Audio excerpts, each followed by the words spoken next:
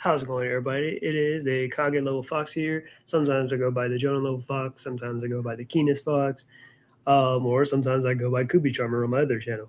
But this is me here today, or tonight, 10:25 p.m., and I am live. So, how you guys doing today? Pretty much it's Saturday. Today's pretty well. Like, oh, well, I'm pretty well, and all that stuff. I'm not that tired yet. Sorry. I'm slopping on my words on that minute, but just got done doing Sonic Underground. I kind of wanted to do this a little bit earlier. Damn, everybody's you're straight up. What's happening in XE Kid and what's happening in Fierce Sympathetic Black Queen? How you guys doing tonight? Yep, that's right. I'm actually, if you see the title of the video, which I might change it later, but I'm calling it right now, Indie Creators and just my advice, because I wanted to talk about indie creators and stuff. And, unironically, I wanted to talk about this last week, but I kind of ran out of time because I just figured, this is going to it's that time again. What's happening to Ashes? Yeah. I also forgot to discussing about soups and the soup virus. Um, I'm gonna get to that in a second. Actually, I guess I can give you my take on that. But anyways, but what was I saying? Yeah. So in this video, I wanted or this stream, I wanted to talk about like indie creators and stuff like that. Which ironically, I was about to talk about that last week and stuff. But since time kind of escaped, or not kind of escaped, but time was kind of like it was getting late, and I was like, all right, well, I guess I'll cover it later and stuff because there were certain people I wanted to talk about or whatever. But I'm gonna, so I figured, what, let me put that off a little bit longer, and here I am in this stream, so I'm going to talk about it. But I'm going to talk about a few other things first. So before I get to all that indie stuff, yeah, let's check the chat. The boys.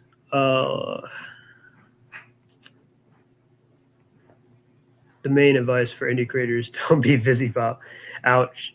I mean, it's not like you can't take examples from VisiPop. Just don't take story advice or whatever from VisiPop or whatever, because all that success and stuff kind of went to her head. And in terms of like, like with Hazbin Hotel and Hell of Lost and stuff, it kind of got a little bit wild. But I wouldn't say don't completely rule her out just yet. But that's just my opinion, though. To answer your question, Fierce Sympathetic Black Queen, with the whole soup virus thing, I don't think it was a bad idea or a complete waste because, I mean, like the boys unleashing the virus on all soups and stuff, I mean, that is definitely like chemical warfare. And I think that's like definitely some level of like domestic terrorism and stuff, which I mean, I know the boys are somewhat kind of branded as like terrorists in some kind of way or revolutionaries when you really think about it, but them dropping a virus and stuff, that is genocide right there, okay? Which I don't think they should have done.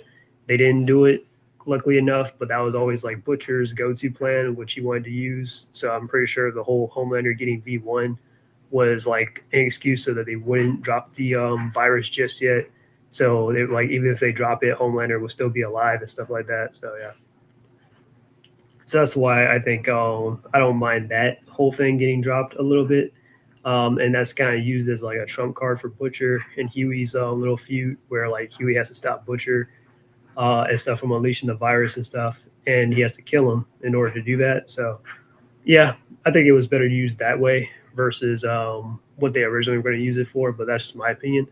What I do think they kind of wasted in the boys though was like the that flight video, Flight 37 or something like that. That was called. About how Homeland, the video of like Homelander threatening the people and stuff like that, and how he just let the plane crash and all that. Yeah, I think that was definitely wasted because that was shown at the beginning, and then they just dropped it. Like just dropped that whole plot line and stuff. And that was something that Homelander was concerned about that getting out there and stuff. So I felt like they should have built this narrative during that last season where a lot of people were questioning it or grew divided on it because so many people in the boys have died and stuff. Where it's like, look, I understand that companies or organizations or whatever, or definitely like those shady kind of crazy organizations, they can do a lot of stuff to kind of like cover things up or make it look like it was an accident, but it can only go but for so far. And I was even thinking about that with Daredevil Born Again season 2, which I didn't watch season 2. I saw season 1, of course, but I'm just saying, like with all that stuff, like Kingpin was killing so many people and stuff, where he was just getting sloppy. And I'm like, so you don't think people are not going to question or be like, this is kind of a little bit sus that a lot of people around Kingpin or around Homelander or around Vought just keeps like I don't know disappearing, and some of these people got families and stuff like that too. So it's kind of like maybe somebody should look into that. You know what I'm saying? Like, yeah. So I think that definitely should have been a plot line to kind of get the people a little bit more divided on Homelander and stuff like that, and then they'd be like, all right, well, let's turn against him and stuff like that, or not turn against him, but maybe he's not all that cracked up to be, and then you have one side like that, and then the other side where they're like, they believe in Homelander and stuff regardless and stuff, and it's all bull, that kind of thing, until the boys start to like destroy Homelander's reputation uh, each episode until we get to the finale, where Homelander shows its true colors, or maybe he just shows it maybe midway through the season. I don't know, but that's just an idea of what they could have done. Speaking of indie show, are you watching Digital Circus movie? I'm planning on to go with my friends. I forgot that they were doing it as a movie. Yeah, I'm definitely going to see it and stuff. If I find it near my theater stuff, I'll definitely check it out. My friend got me into that. My friend Isaiah, he got me into watching Glitch and all that stuff, Digital Circus and all that. Yeah. Um, yeah, so I'll probably check it out. The boys were like a version of white supremacists to Homo sapiens and anti-soups. Yeah, something like that. Was having an upward. The virus plot was so rushed, but I thought the finale was serviceable. Yeah, it was. I think it was just right, in my opinion. Like, like I don't know, like a lot of people blew up over it and stuff. I'm like, nah, that seems about right. Butcher got his payback on Homelander, killed him to avenge his wife and to avenge Frenchie, so it worked out. And Huey kills Butcher and stuff, which that was kind of what everything was building up to, so that Butcher wouldn't like commit genocide or because he can't help but stop himself and stuff like that. It just makes sense in my personal opinion. I am all for the boys. We should release the virus as some YouTubers decided with Butcher to release the virus to save a hold of humanity. Nah, I disagree with that. Vought were true villains to avoid the Homelander. Yeah, and they also should have took down Vought too and stuff. Like instead of like they just kept it around still. Like Stan Edgar, that guy was still able to like resume his role as like the CEO and stuff, and they should have like exposed him too. But hey, it is what it is.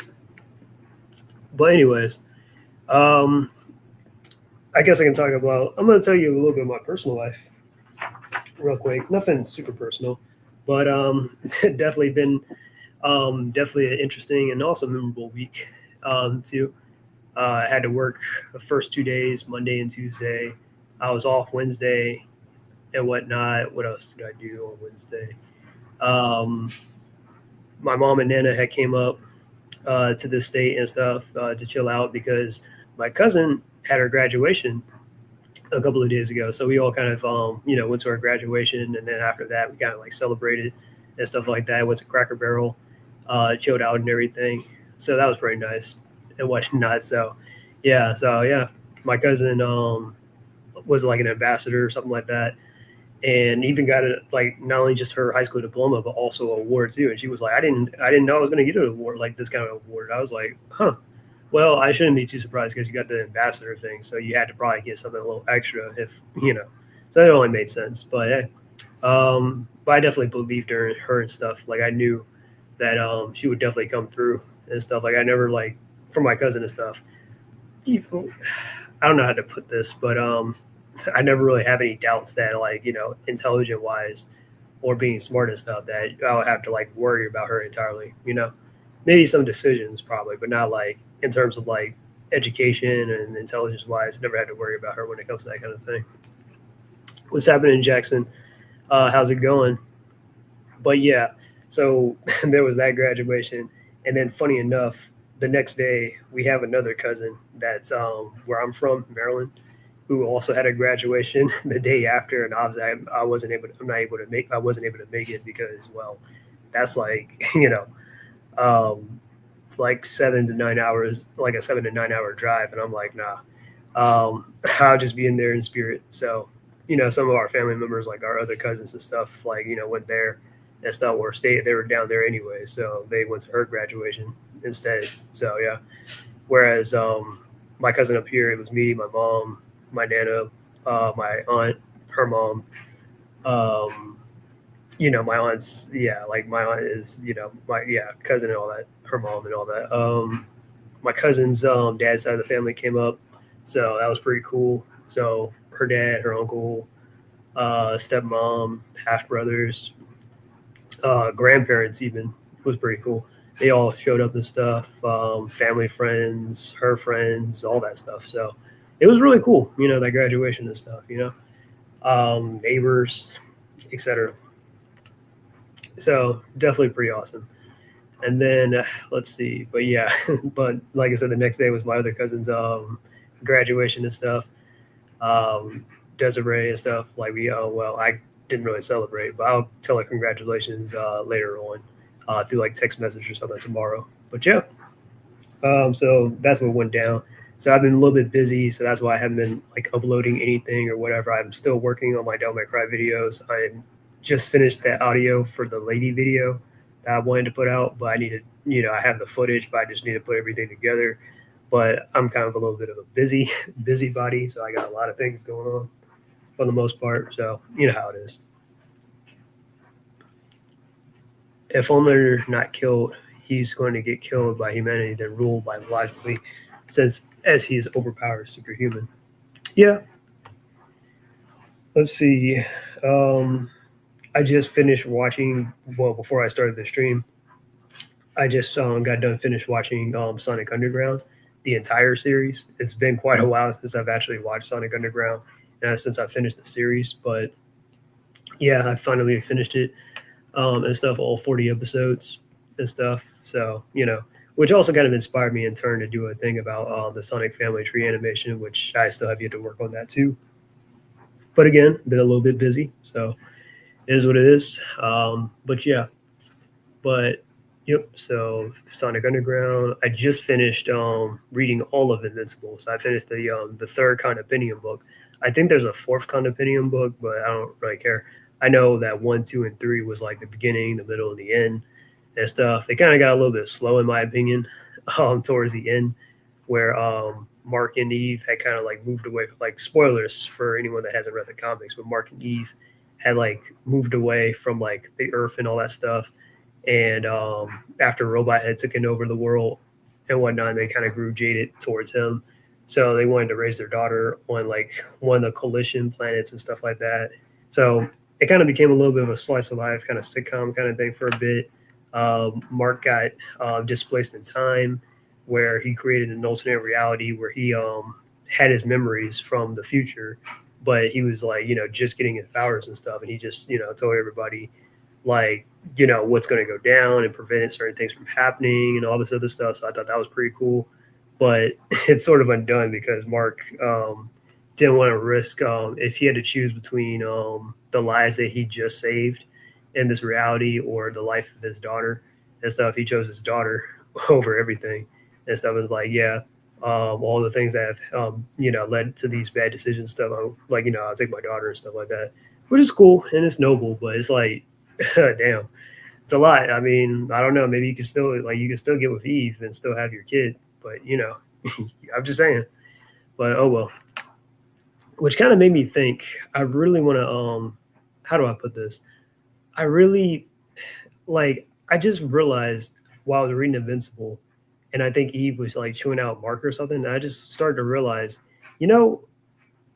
Mark Grayson, Invincible, and Sasuke Uchiha definitely have a lot in common. Like when you really think about it. I don't know if I might make a video about that, like a parallel plot kind of thing. But I really think that, Invincible and Sasuke, like really think about it, they really do have a lot in common. Like they both have, even though Sasuke is a younger brother and Marcus the older brother in their family and stuff, they both have brothers that turned into spies slash, pretend traitors and stuff like that.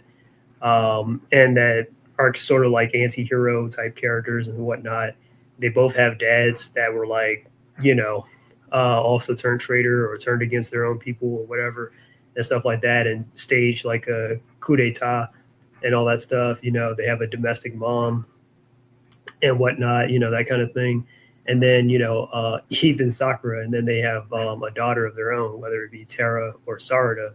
But Sasuke and Mark kind of move in different kind of ways, where Mark wants to be a little more, obviously he's a lot more intensive and stuff like that, and he puts his family, of course, above his super heroics. Whereas Sasuke, it's a little bit of the opposite, where of course he cares about his family, but he prioritizes his mission and saving the world and everybody in it and stuff over being a little bit active in his family and stuff, which has come back to bite him. But I'm just like, that's kind of crazy though when you really think about it. All right, let me read some of this chat. The whole season of it's not gonna yeah, the whole, like, I've watched all 40 episodes. I don't think it's divided into like per se like seasons, like season 1, season 2. But yeah, the whole series. I have the complete series on DVD and stuff. I bought it on Amazon, and I was like, you know what? Like around Christmas time, and I was like, you know what? Let me rewatch Sonic Underground just because, and own it on DVD and whatnot. I mean, I know you can watch the episodes on YouTube, of course, but there's always something just about personal ownership. Unfortunately, they don't have like the behind the scenes or anything like that on these discs. It's just the full on episodes. But hey, that's fine too. So I just got done watching all the episodes. So that was pretty cool. The comic that Heath and Mark are on the planet before Mark trapped in time and lost. Yeah, that one. Kind of crazy that Underground, out of all of the 3 90s cartoon shows, Sonic's Fear of Water, and dedicated the whole episode to it. Yeah, they definitely did. Because I don't know about Adventures, but I think even inside Sonic Underground, they like Sonic is actually showing swimming and stuff like that, which they forgot, I guess. That Sonic has aquaphobia and that he doesn't know how to swim or whatever. But the scene Oliver dies thanks to Alan. Yeah. A little bit of a spoiler for everybody, but yeah, Oliver died in the comics because Alan had him had him be a spy for Thrag, and then Thrag wanted Oliver to prove his loyalty because Thrag wanted to go after Mark and Eve to kill him and stuff, and then Oliver wasn't going to allow that to happen. And he fought Thrag, and then Thrag killed Oliver, and Alan pretty much, he knew to a degree that Mark, Eve, and Tara, their daughter, was going to be in danger, and he kind of had a feeling Oliver. So yeah, that was a pretty boneheaded decision on his part for that. But Sonic Underground is a copyright free in YouTube. I'm not sure. It might, but it is definitely on YouTube. Like all episodes, like there's a playlist of it that I've been sort of going back here and there, even to just check out certain scenes or whatever. But yeah, it's definitely on YouTube. You can literally type in Sonic Underground and it'll come up, like all the episodes. So, yep. But it's a shame they definitely canceled that, though, and never like had a conclusion and stuff, So it's just like, damn, that's just terrible. But yeah. So talked about my cousin's graduation, or cousins' graduations. Finished watching Invincible. Finished Sonic Underground. And I guess there's 2 other things I probably wanted to talk about. Let me see. I see more comments, which I hated. See Alan and Oliver's funeral, which Mark beating him up.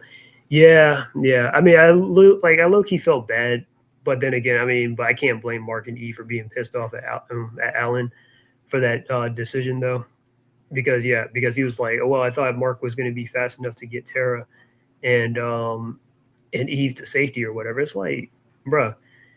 But I don't know. Yeah, I don't know. Besides, Underground is the only cartoon to show Pinder's characters. It's not every day you see. Yeah. I saw. That's I had to search him up real quick. Knuckles is great grandpa. In there because I realized, oh snap, he's in what's his face in the Archie comics. Still a part of his lineup. It would have been even crazy to have Interjack or Leenda. I don't know if they'll be able to go that far, but hey, that would have been cool too. That definitely would have been cool. Let's see. Let me share the screen real quick and go to my thing.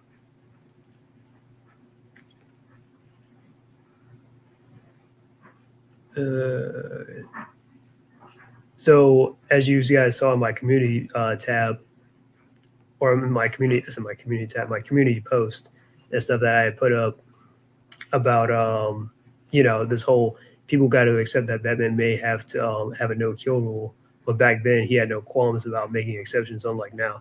So like let me go to the reason why I kind of brought that up real quick because there's a YouTuber that I follow called Jordan or Jay Goon or Jay Lagoon and stuff.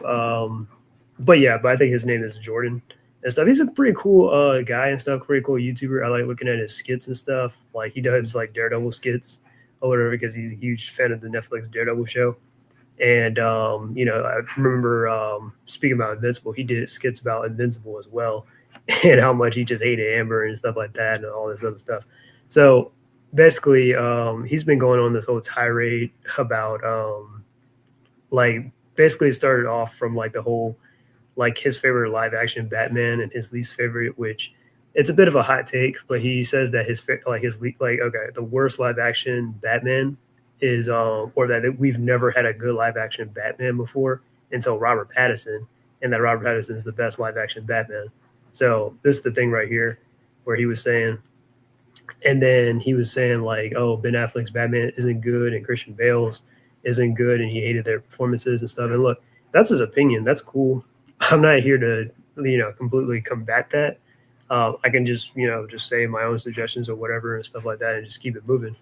But he's kind of saying as well, like yeah, but he was also saying like because there's this whole debate and stuff, and I like me, I'm very argumentative and I like to debate myself and whatnot. So I'm very active on the post over there.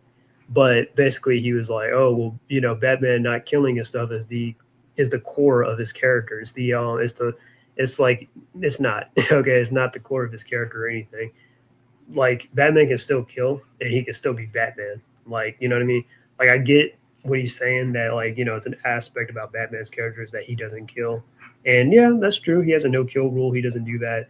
But to be honest, though, the whole no kill rule thing has gotten so blown out of proportion out of all these years. Okay, where a lot of stuff where it's like, okay, Batman, you can literally just let this person die and stuff, and nobody will blame you, or there's no ramifications from this or anything like that. This would just be something I guess on your conscience. But then again, other heroes have no problem killing and stuff like that, and they're not even anti-heroes like Superman and Wonder Woman. They've killed and stuff like other heroes and stuff. Starfire, she's not an anti-hero, but she's killed and stuff like that. And she's a very optimistic and happy character and stuff. But yeah, when push comes to shove, she has no problem killing herself either. So I'm not saying Batman should be like, going around like, oh, killing and stuff like that. But what I'm saying is like if he just took somebody's life or whatever, like a criminal's, I don't think that's like such a far fetched kind of thing to do, or for Batman to do, you know what I'm saying? So and I was also pointing out that there are some comics out there, or there's some storylines or whatever. Dark Knight was getting brought up a lot in that debate where some people were saying, no, Batman didn't kill in the Dark Knight. And I'm like, yes, he did kill in the Dark Knight Returns, not the movie, but not in the movie as the Dark Knight, with Heath Ledger. I'm talking about the Dark Knight Returns and all that by Frank Miller in that comic book. Yes, he did kill in that comic book. Now, granted, I haven't really read the comic and stuff, but I've seen breakdowns and I've watched the movies and stuff. Trust me, I'm going to get the comic. It's in a little compactable size, and I just got Kingdom Come, and I just finished reading all of that. But yes, Batman definitely did kill in the Dark Knight Returns. He killed that guy that took a kid hostage or whatever. He shot a guy and stuff with a gun, so it wasn't really clear of whether or not he survived. And then it's definitely very implied that he killed the Joker himself. I know some people think, oh, well, that last conversation that him and Batman had and stuff, the Joker snapped his own neck. No, Batman snapped his neck. No, Batman snapped his neck in that moment. And he just imagined the whole conversation that him and Joker had before, oh, the Joker had to croak, But in fact, in truth, when Joker was stabbing Batman and the knife and stuff, and Batman snapped his neck, that was when Joker died. Okay. And he just imagined the whole thing after that. Because even when Batman, he set Joker's corpse on fire and stuff like that, moments later when as a sort of a distraction for the cops and stuff so he can escape and stuff, he was still imagining Joker's voice in his head. So let's not pretend oh, well, yeah, because he was also trying to show too that that version of Batman also had mental problems and stuff like that too, at an older age and whatnot. So yeah. But anyways, so I wanted to point this out, put this out here. This is from a comic that I have. I have a graphic novel where it has Batman Year One and Year Two, and some other Batman Detective Comic stuff in here. So this is where this comic where Batman, and this is Jason Todd Robin, by the way, which I was saying this is ironic because Jason Todd of all people trying to stop Batman from killing the Joker, but basically like Joker had captured Catwoman, and Catwoman had kind of gone straight where she's like, oh, okay, she's not a criminal no more, and her and Batman are in a relationship and stuff like that, and they're together. And then Joker like kidnapped Catwoman and then messed with her mentally and stuff. Like he messed with her mind or something and made her kind of crazy and evil again. And then she just got away. And then Batman was pissed the fuck off and he beat the hell out of the Joker. And he was going to kill him too, had it not been for Jason here stopping him. And then here's a panel where pretty much Jason and Bruce are having a conversation in a different comic and stuff where Jason's like, well, Batman's like, I'm not a murderer, son. Murder is in the line we must not cross. And then Jason's like, but you've killed before. And Blind, yeah, you killed before. He's seen Batman do it. And then Batman's like, in self-defense, Jason, you're well aware that we play a dangerous game, and a game perhaps should not be involved you in, or I should not have involved you in. Sure you should, So there you have it. Batman has killed before in the comics and stuff. And I'm not pulling from a comic from like the 1930s before they established the no kill rule, because they have to have a reason to kind of bring back a lot of Batman's rogues because they're too interesting or too good to kill off, like the Joker. And then here's Batman literally killing a vampire to save Superman and stuff. So yeah. And this is one of my other comics too. It's not in that book that I have, but it's a single issue. It's like or a floppy where Batman and Superman teamed up in Action Comics and all that. So yeah, this is pretty good though. This is pretty good. But yeah. So yeah. Batman's like, to quote Mark Twain, reports of my death was somewhat exaggerated, unlike yours. And then he kills the vampire to save Superman.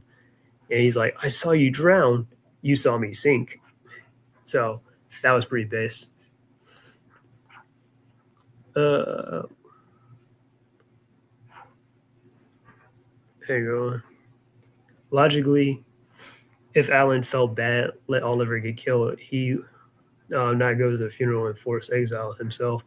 Just my opinion. I guess. I mean, I get what Alan was sort of trying to do. Like he was sort of trying to do, and he had his hands tied, and Oliver, that was something that he wanted to sacrifice himself. But Alan probably should have been a lot more smarter and shouldn't have put Oliver like he shouldn't have made him a spy for Thrag. Like that didn't. I don't think that really did much of anything besides get Mark out of retirement to resume being invincible, and him team up with Nolan so that they can fight Thrag and stuff like that. Been drawn into this discussion, everything went back to stating that Aang was a terrible dad and Katara was destroyed as a character in Legends of Korra. Hey, here we go with that. I guess we can talk about that for a second, or I can answer that. I've already said it before. Yeah, Aang's not, and I'm not saying this to you, Ashes, or whatever, but Aang is not a terrible dad. We don't know what his parenting skills was like and stuff, and I'm pretty sure his parenting skills were decent. Not every parent is perfect. We all know this, okay?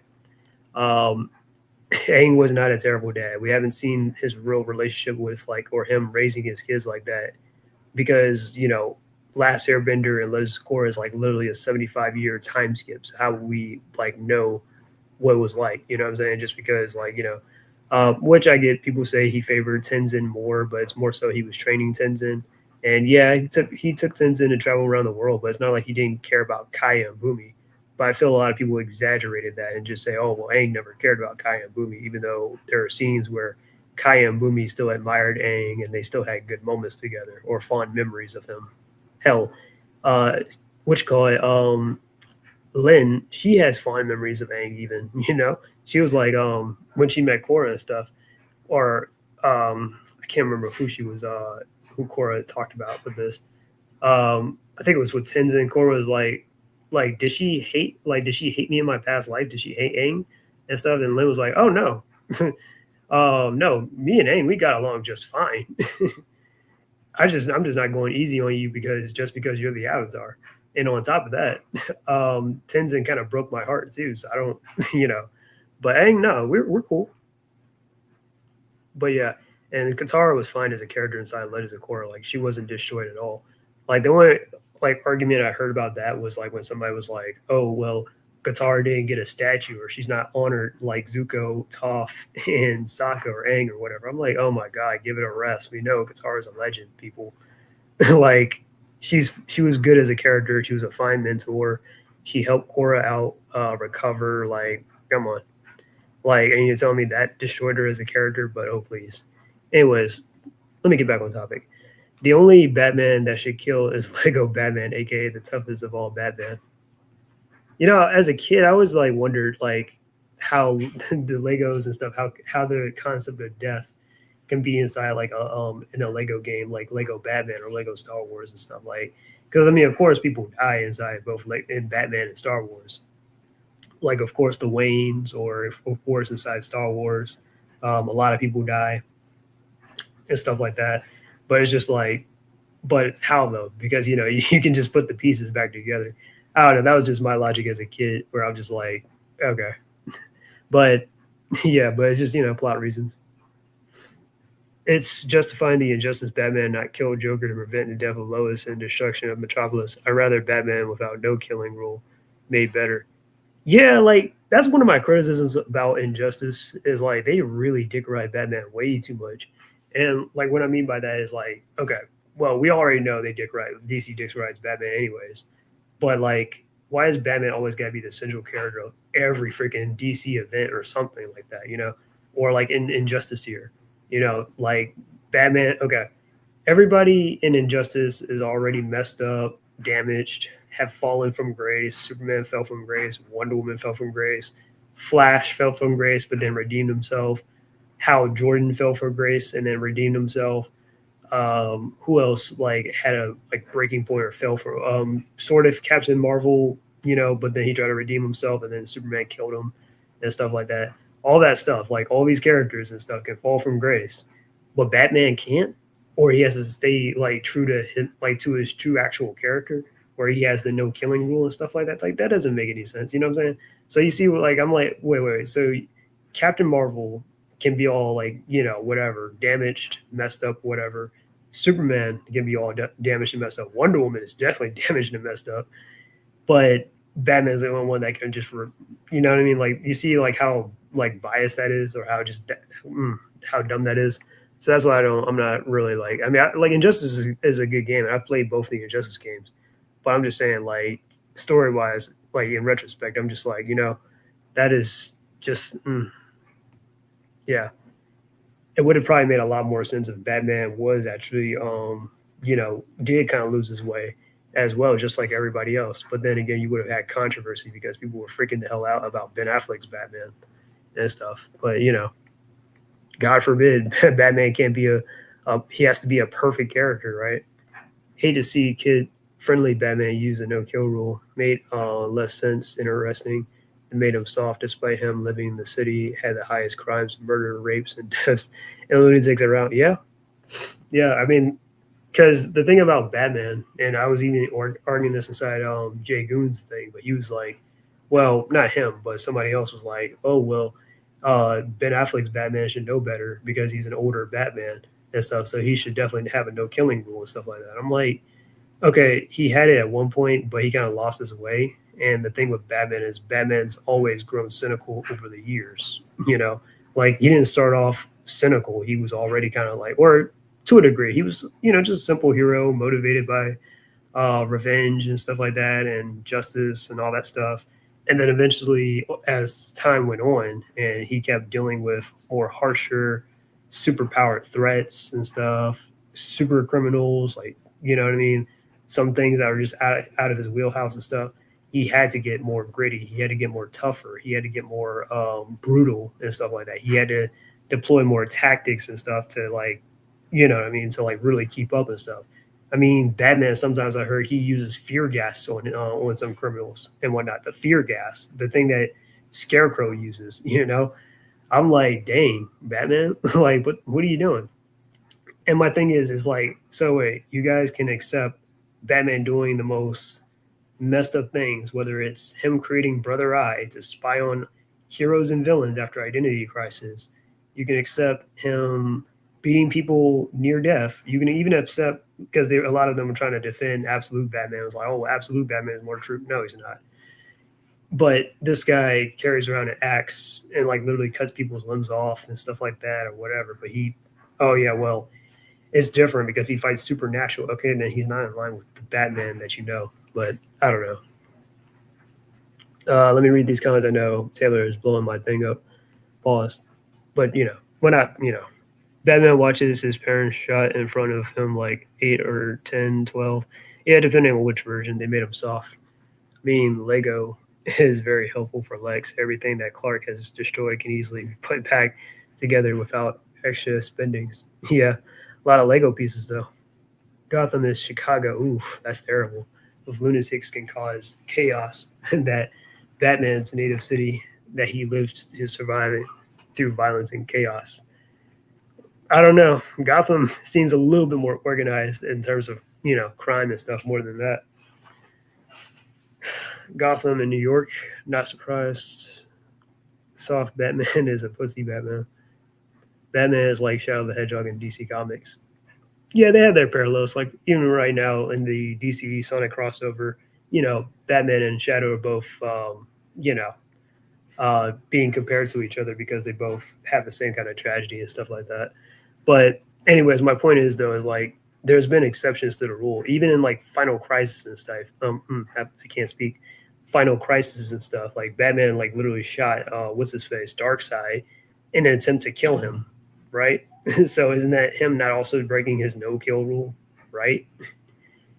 Like there are times where he will make exceptions or where he will be like, all right, we gotta really put this guy down. We can't allow him to live and stuff like that. So I just wanted to just throw that out there. All right, but now that I covered that, I'm not gonna talk about the indie thing yet, but Shine Comics, that's another guy I wanted to talk about too. Because I don't know, Shine's just been having a lot of weird ass takes in my opinion that I'm just like, bro, what are you talking about? Because let's see, I guess I'll play some of his shorts. And no, I will not be right here. Whatever you do, do not buy Compact Comics. Please, just don't do it. These books are cheap for. That was weird. I don't think that was it. And no, I will not be watching the Invincible animated series. Stop asking. As you guys know, I just finished reading all the comics. Look at that LARPer comic collection. And while I did like the comic, I still thought that there were many things to criticize about it. And I had many critiques, which led to a lot of people bringing up the show, saying, oh, well, the show will fix some things from the comic. And I just gotta be honest with you guys, I can't watch the show because my loyalty is to the comic book medium. I love comic books. Like, I still haven't even started The Boys because I'm still trying to catch up on all the comics. But one of the reasons I don't want to watch the show is the animation just looks so bad. It is just so devoid of color. There's no depth or real emotion to the characters' faces. I do not like it. The comic has so much emotion to it. Like, the characters' faces matter, especially when you get to like And granted, I mean, I'm not gonna lie to you. I mean, of course, comics and drawings and stuff is gonna be a lot more detailed than animation and whatnot. I mean, even with me and stuff, like I mean, I do both traditional and digital, but I like my best work is really my my traditional stuff because I'm more of a hand drawn artist than anything. But because I'm a lot more detailed and stuff. Like you guys even saw when I did Dr. Hino's Zenzakia character and stuff. Like I have my traditional drawing and I have my digital drawing of her and stuff like that. And well, my digital drawing was fine. It was all right. But I think my and I think he even liked my traditional drawing a lot more better, right? Because I'm just more detailed with that kind of stuff. But anyways, let me get back to this. Too. Art is so much more dynamic and better. So it's like, why would I give my... And it's funny too because I remember like in some animes and stuff, people would try and compare like My Hero Academia, like the manga, to the anime, and they're like, oh my god, it's not as detailed as the manga and stuff. Look at Shigaraki's creepy smile and stuff like that, and look how horrific he looks. I mean, of course, the anime is not going to nail it and stuff with the animation and all that, but it's whatever, right? Myself a less pleasure. It's not entirely bad. Invincible in their animation, yeah, they can use a lot of work. viewing experience when I've already read the book. But the main reason, and this one a lot of you guys won't even expect, I don't want to hear these Because personally myself, like the animation is kind of a little bit stale with Invincible. characters voiced. And this is where I'm gonna All right, now this is where he was like, I was like, what are you talking about, bro? get a little bit gatekeepy. Comics are just a better medium, and it takes more media literacy, and it takes more engagement from the reader than movies do. Take Alan, for example. He's one of my favorite characters in a comic. Hearing his voice in my head is so much better than hearing an actor voice him, because he's an alien. I don't want to hear a human voice him. That's what's so beautiful. Yeah, I think that sounds pretty stupid in my opinion, don't you think? I mean, that's just my personal opinion. I'm just like, what do you mean, like, you don't like to hear a regular voice or whatever? You don't like to hear, or not a regular voice, but let me rephrase that. You don't like to hear voice acting in general when you read comics, you know what I'm saying? Because even for me, like, I like to hear voice acting when I read comics and stuff, or, you know, as much as I don't like Seth Rogen and stuff. Yeah, when I read Invincible and stuff, and I look at Alan, first thing I hear is Seth Rogen's voice, because, you know, I watched the show first and whatnot. But I kind of prefer it because I kind of want to get a sense of like the narration or the characters' thoughts or whatever, and like how they say it or what they, you know what I mean? Than just you know, like a emptyless, you know, like, or then just no voice at all, you know? Even when I read, like, let's say Sonic comics, right? I like to hear, like, when I read Sonic comics, especially like modern Sonic comics, I usually hear like Roger Craig Smith's voice, or maybe not Jaleel White, or maybe Jason Griffith, you know, like either Roger Craig Smith or Jason Griffith. Those are the two voices I mostly hear, or Ryan Dermott from the Sonic Adventure games. Those are the three voices that come to mind. Now, if I'm reading like a classic Archie Sonic or something, yeah, then I can probably hear like Jaleel White's voice or something, or maybe Jason Griffiths from the old Archie stuff, or Ryan Dermott maybe. But, you know, yeah. So I'm just like, that's kind of a lame take in my opinion. And it just seems like, all right, you really are trying to sound like some kind of comic book tourist or something like that, or you think you're prestige. But that's just my personal opinion. Beautiful about this medium, you actually have a better connection to the characters because it's literally taking place in your head. When I hear Oliver talk, I can make up his voice. I'm Kid Omni-Man, first solo adventure. Why would I want somebody to narrate that for me? That takes so much out of the experience. Hell, that's probably why a lot of y'all can't think for yourself, can't have an original opinion, and you just have low IQs overall, because instead of reading comic books where you're in control of the narrative, you're hearing it in your head, you're just having it force-fed into you by movies. Or again, here's a major example. We were just talking about Batman, right? You know, I'm pretty sure when a lot of people hear Batman's voice, they imagine who else? Kevin Conroy from the Batman the Animated Series and stuff. Like everybody imagine, or most people imagine Kevin Conroy voicing Batman and stuff, you know, in like a Batman comic or something like that, you know, because his voice goes so well. So why would I want to imagine like, oh, my own voice? Oh, I'm Batman. You know what I mean? Like nobody. Like, nah, bro. Movies or video games where they're just screaming it to you. You're not. I mean, of course, I can imagine other Batman voices too, but Kevin Conroy is like a primary voice for everyone, and stuff when it comes to Batman. Having to decode any of the plot. And a few of y'all who do read comics, you don't even read them. You just pull a Soups and watch a Comics Explained video that narrates the comic for you, which is still completely taking away the point of comic books and just literature as a whole. You're supposed. I mean, not really, because voice acting adds a dimension to the characters and whatnot. Like, even with, like, well, yeah, I'm not going to go into Megumi right now. I like Megumi Hayashibara, but voice acting adds a lot of dimension to a lot of characters and stuff. To not have it at all just kind of feels a little bit dry. Like, if I imagine, like, I don't know, Goku's voice from Dragon Ball Z, of course, I'm going to imagine, like, you know, who else? Sean Schemmel. Well, of course, if it's adult, like Teen Goku or Adult Goku or anything, yeah, I'm going to imagine Sean Schemmel. I'm not a huge fan of Sean Schemmel as a person, but yeah, I'm going to imagine Sean Schemmel's voice because he's the voice of Goku. Or Stephanie O'Donnelly as a Kid Goku. I'm going to imagine her voice more so than anything, you know? But I'm just saying, like, this is so weird. Like, this is such a weird take. Supposed to read it. You're supposed to read it in your head. Real quick, I want you to take a second, read this comic book page in your head. It was written by Grant Morrison. Read it in your head. This page has so much more impact, so much more meaning, and shows the medium of comic books when you read it than if somebody else reads it to you. Comics are like a form of telekinesis. Somebody's words are they're speaking to. And just a little correction, telekinesis is movement, like, moving things with your mind, not actual like telepathy but whatever. You do your brain. How do y'all not see the magic and the beauty in that? Or you could be like every other NPC and just have the characters scream the point to you. But yeah, I'm not gonna watch the show. I recommend you read the comic, but most of y'all won't. And yeah, I do recommend reading the comics too. But I'm just saying, like, that's such a weird vocal like take that he had that I was just like, what are you talking about, bro? Anyways, I had Gotham. Which state is Gotham located in? New York State. Yeah, I think Gotham City was originally supposed to be like New York. Seen that guy before? Yes, I have seen Shine Comics before. But yeah, at least Shadow treats his team like people and don't push them to the limits, unlike Batman. Imagine getting the Rogue Hood story arc. Yeah. Yeah, I mean, the thing is, I know Sega said that, like, oh, Team Dark is like, oh, they're just they're not actual friends, they're just coworkers. Bull. That is bull. Team Dark, they are friends. Okay, they are best friends. I mean, yeah, some of them are, the three of them, Shadow, Rouge, Omega, a little bit, shady sometimes, but they are like, each other's like best friends and whatnot. And they definitely have moments where it's like, this is beyond just some like, oh, they're just coworkers.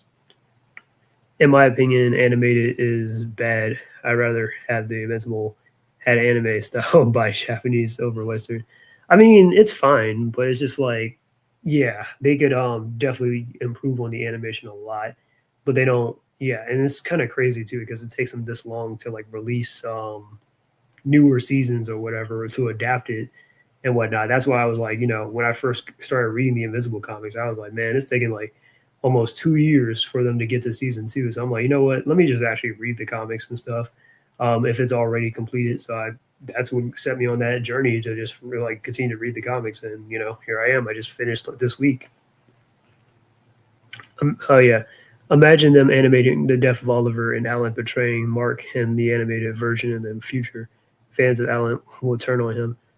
Honestly, I think a lot of people are going to turn on Eve more so down this rabbit hole and stuff after reading the comics and stuff. Like, I mean, and like, don't get me wrong, I like Eve. I definitely liked her at the start, but over time, like for me, I'm just like, damn, Eve is really getting on my nerves. Or it's like you should be a lot more understanding on this, or where Mark is coming from, but it's kind of like you're not. You know what I'm saying? Like, what the hell? And it's more than just the abortion thing, but there's a lot of things too about Eve that I'm just like, what are you on, girl? Like, oh my God, just shut up and just move. Like, I don't know.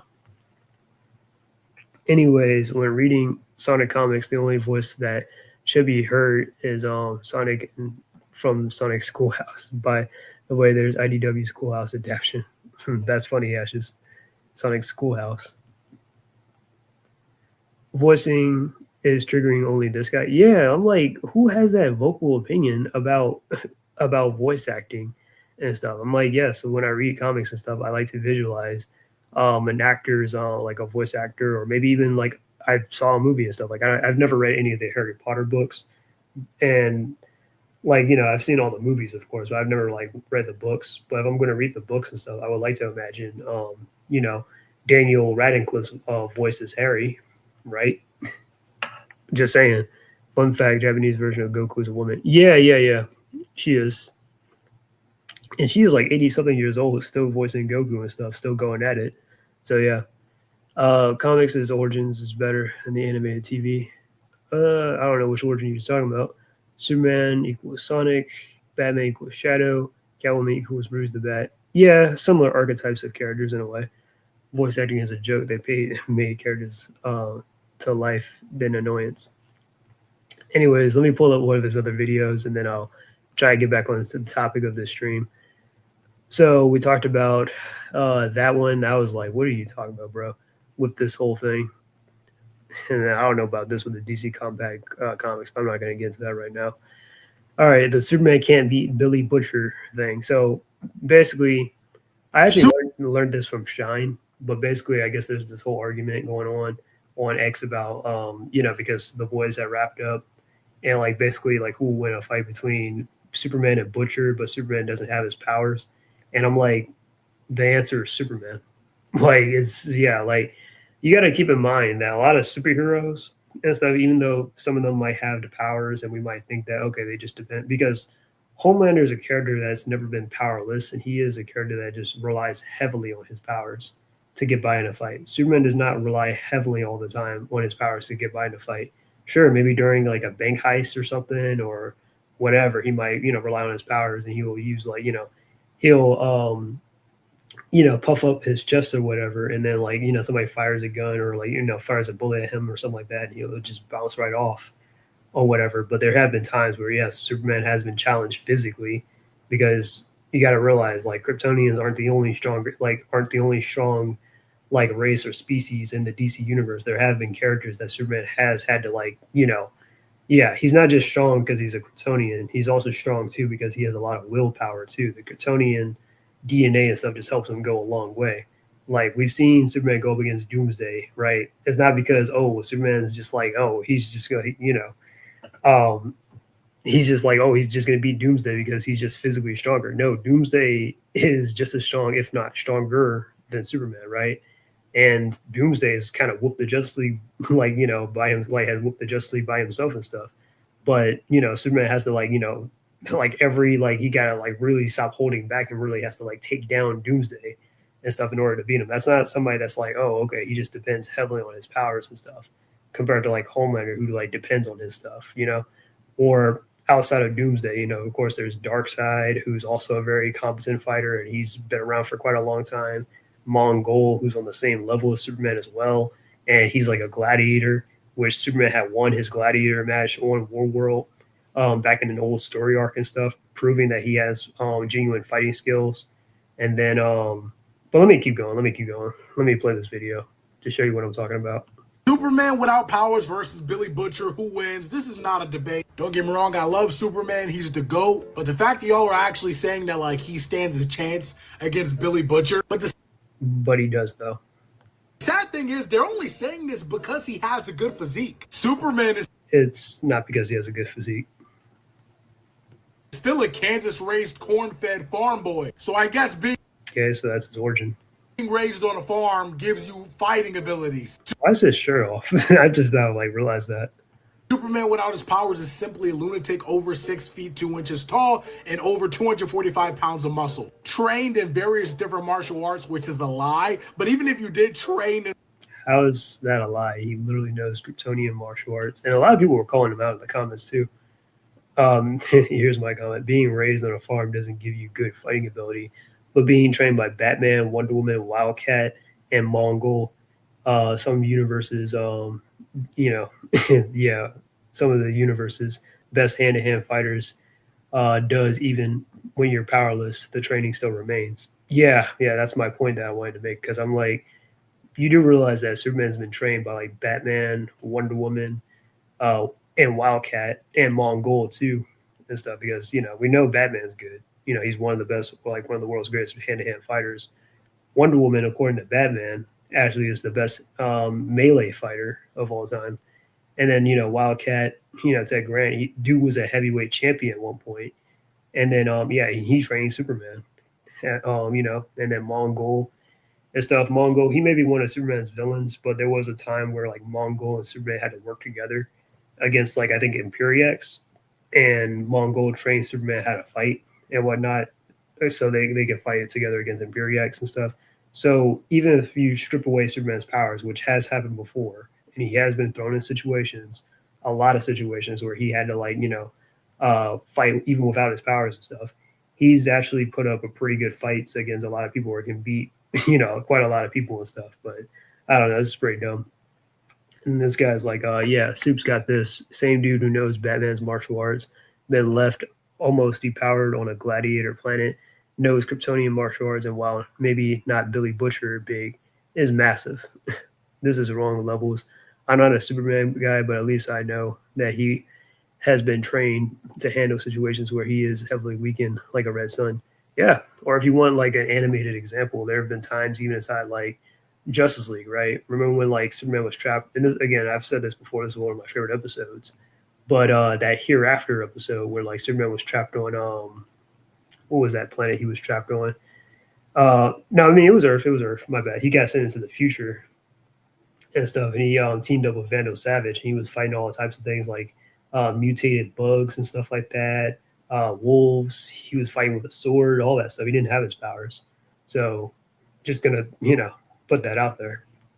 But anyways, but yeah, and I'm not saying Butcher's no slouch himself in the comics. Like I don't know, like he probably is good, but I'm pretty sure Superman can take him those martial arts though. But that's just me. In a martial art, that doesn't mean you're good at it. It means you trained in it. But we can simply bring up Superman Batman 53, where we essentially saw Superman and Batman switch powers. Superman became a regular, normal human being. It's a pretty decent story you should read for yourself. And don't get me wrong, So Superman still proved that even without his powers, he is still a hero. His powers do not make him a hero because without him, he's still willing to risk his life for a random person. But he is still a regular person without any training.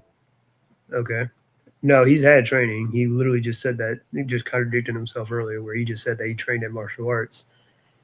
But okay, but him just getting shot by a bullet doesn't mean like, oh, Butcher was literally shot and killed by a bullet in the finale of The Boys. So what's the excuse there? Which is why he was hospitalized. And he had an entire suit created for him so that he could fight Batman. Superman is not trained. He is not built like that. If you take away his powers, all you really have is his good heart, which is great. But that is not enough to beat Billy Butcher in a fight, so Billy Butcher would destroy him. No debate. Yeah, he was better off getting the answers from Death Battle, because even Death Battle showed that even Superman has a knowledge of like pressure point combat system and all that. Anyways, voice acting, made character to life. There is a job. Controversially, if animators had the guts to animate and Ray Morgan the version, fans who have never read the comics, everyone will hate Anissa most than Eve, besides the abortion. Yeah, I mean, we all at this point kind of know about Anissa and what she's going to do and stuff like that. Yeah, I really want to hate Anissa, but towards the end, there's a part of me that's like, damn, she really did kind of change, but and I guess she kind of redeemed herself through her death, but it's kind of weird. So I just recommend just reading the comics for yourself.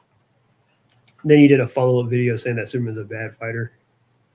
Superman has trained with Batman. As a response to the whole, his last thing. So that means he can beat Billy Butcher without powers. Yeah, that's a lie. Stop capping. If Superman truly trained with Batman, then why did he get his ass beat by Muhammad Ali? Probably because the Batman comic came later. And on top of that, Muhammad Ali is like, he used to be the best, the best heavy, he was once a heavyweight champion of the world at one point, after I think Joe Frazier and then George Foreman, and then it was Muhammad Ali. So that doesn't mean just because he gets beat by a Muhammad Ali doesn't mean that, oh, you can't fight at all. Like I remember one time my gym teacher, my health teacher and stuff, Mr. Bailey, he was saying one time he used two classmates of mine, they were kind of arguing at one point, like one time, and they were like, oh, well, you can't fight and stuff like that. If you lose or whatever, that doesn't that means you can't fight. And then Mr. Bailey settled in and was like, look, then he used me as an example, and he was like, well, if I knock them out, that doesn't mean that they can't fight at all. It just means okay, well, you just you can get beat by me. So but just because he gets beat up by Muhammad Ali, that doesn't mean you can't fight at all. That's just kind of dumb logic right there. Now I'm serious. This is a depowered Superman, and he got his ass beat by Muhammad Ali. Very an outdated storyline from the 70s, but okay.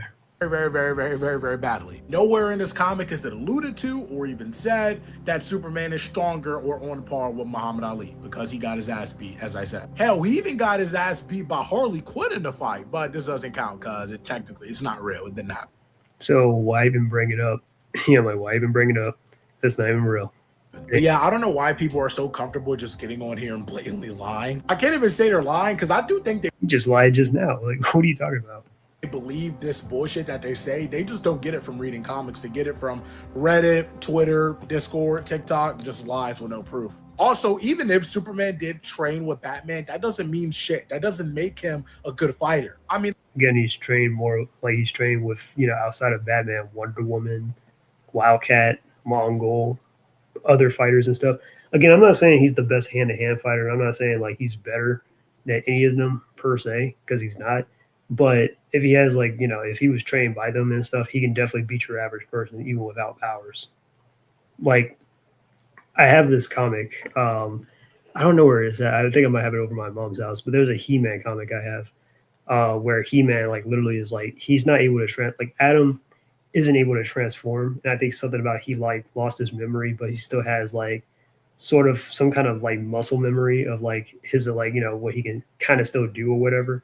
It's kind of weird, but basically Skeletor did something to him where he turned him into some kind of what's it called? Some kind of lumberjack or whatever. And then when one of Skeletor is this throughout this whole story, Adam hasn't he's not able to transform into He-Man or anything, right? But he's still able to hold his own, and he was still taking down Skeletor's henchmen and stuff Beastman, Trapjaw.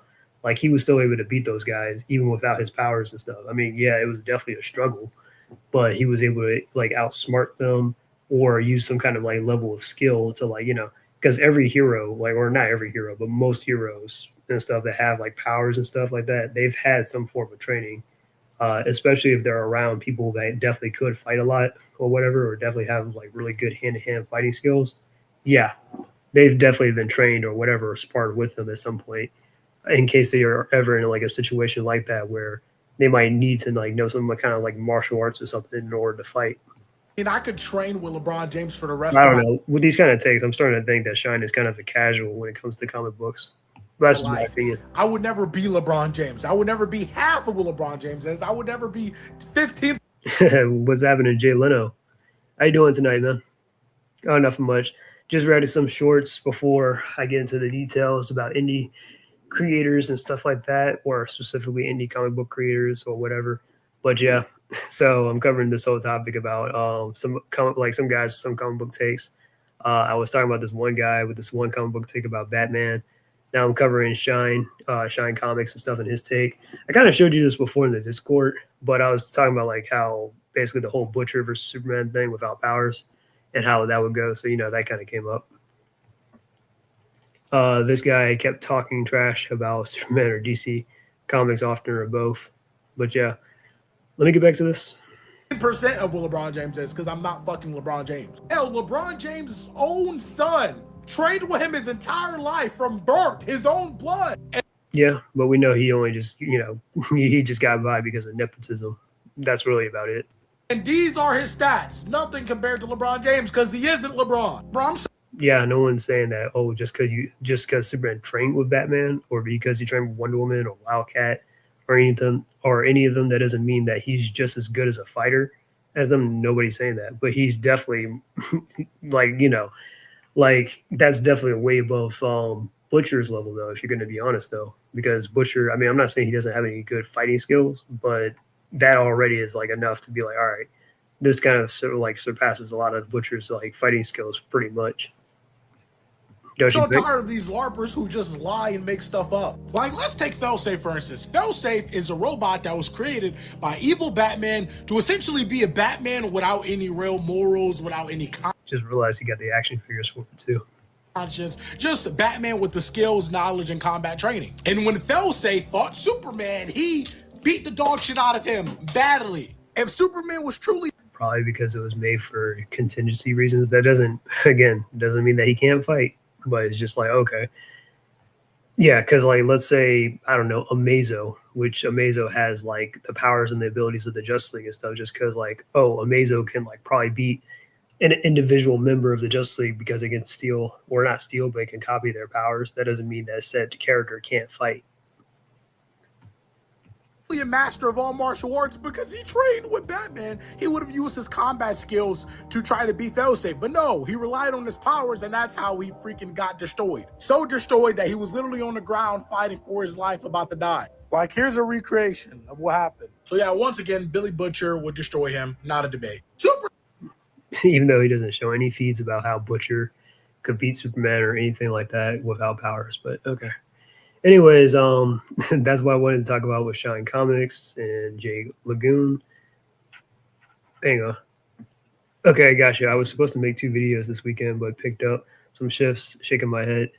How is this comparison related to this dude's reaching? Well, earlier I was kind of saying he was reaching with the voice acting, though, because he was going on some tirade about not liking voice acting or whatever, and that, oh, it takes away from comics and literature. And I'm like, what are you talking about, bro? like, look, when I like to read, I like to at least hear a said character's voice or something like that, or, you know, an actor's voice or whatever, just in general of like what this character sounds like. So if I'm reading, like, let's say Dragon Ball Z, like the manga or something like that, and I'm like reading like an adult Goku, I want to hear Sean Schimmel's voice more so than not. You know what I'm saying? Like, that's the voice, like, that's the voice of Goku. So I'm going to budget, like, you know, imagine his voice, not my own or anything crazy. But anyways, oh yeah, let me see this. Like, Superman isn't a horrible fighter. He just isn't the best. Oh yeah, he's not the best, but he still is pretty good though. Like most heroes and stuff in like comics and stuff, like, especially when they've been around for a while and they've been in like plenty of situations where they have to, like, you know, there are situations where they have to like learn to be like adaptive, where they'll have like that kind of like level of experience and stuff. It's kind of like, let's say somebody that's in the military, right? Like, you take away their weapons, you take away whatever, they still have to know, like, you know, maybe basic, you know, they still have basic training, or they still have like, you know, knowledge of like unarmed combat and stuff, you know, and that type of situation. But yeah. Like, yeah, but I'm not saying he's as good as Batman or as good as Wonder Woman, but he still has training from them. It's kind of like even Iron Man, you know, Iron Man, he was trained by Captain America and stuff. Doesn't mean Iron Man is just as good as Captain America, but he still has the training though, where he can like take on like, you know, regular people even without his suit and stuff. So that's just an example right there.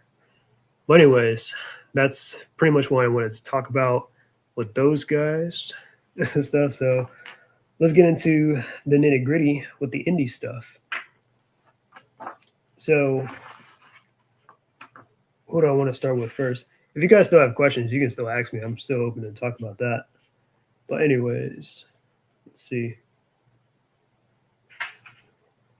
So, where do I even begin with this here? I guess I can talk about Mugen Lord. So, basically, there's a YouTuber I follow called Mugen Lord, aka his real name is Brian H. Blackson and stuff. He has another channel called Venus Orion Comics, and I follow both channels and stuff. His Mugen Lord channel is his primary channel. He has another channel I think called RPG Haven, which I need to probably revisit. And then of course there's this Venus Orion channel, which is all about his indie comic book universe and stuff like that. Which originally he wanted to do like video games and stuff, but he kind of turned it into like a into a comic book thing for right now, and he wants to eventually like work his way up to like making like video games and animation and all that other stuff. So I'm going to pull up his video real quick, and we could probably talk about that as we go along. And of course, there's other people I wanted to talk about too, but I guess I'll just break the ice and then we'll talk about Mugen Lord here. He just did a stream last night on both channels and stuff, so definitely check him out and stuff. He's definitely a guy I like to listen to a lot and stuff, where I just like, man, whatever he says is just very interesting. Well, I came across always here for it. Like, I kind of learned from like the culture war side of things and all that stuff, and then I was kind of like, all right, I guess I can check this out later. But yeah, I was actually going to when this video came out, I was like, you know what, maybe I could probably talk about this in a stream later. And then like after a couple of days, it went viral, and like he got like, you know, almost like 2,000 subscribers on this channel. He already has passed that like limitation on that other channel, but this channel was like around like, I don't know, it was kind of a little bit, it was definitely under 1,000 last week or so. But now definitely because of this video, he like, which went like, blew up in terms of controversy. And usually he doesn't like to like drama farm or like, try to like use controversy because he could easily do that in a lot of his videos and get a lot of views, but he chooses not to really do it though.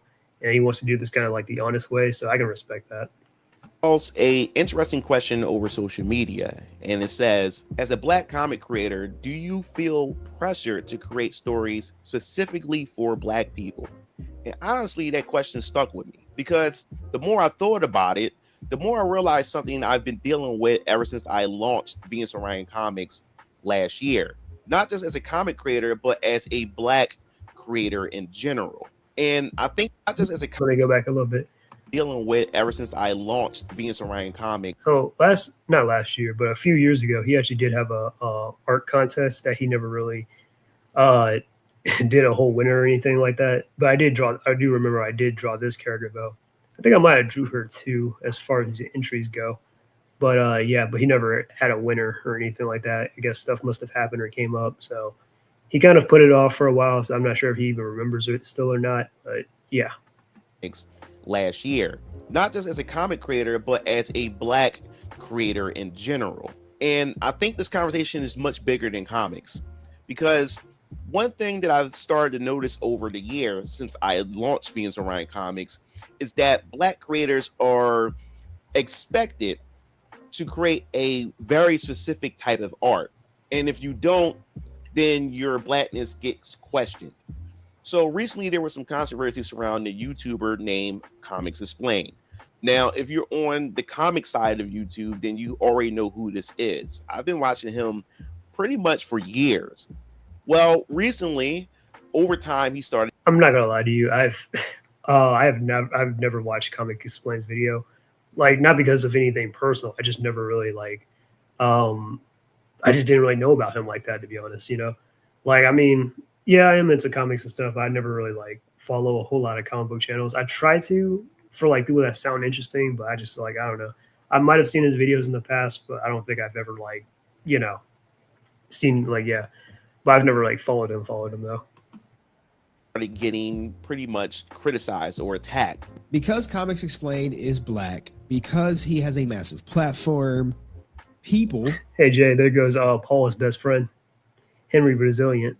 Mostly Black people, the Henry channel, want him to cover Black comic books.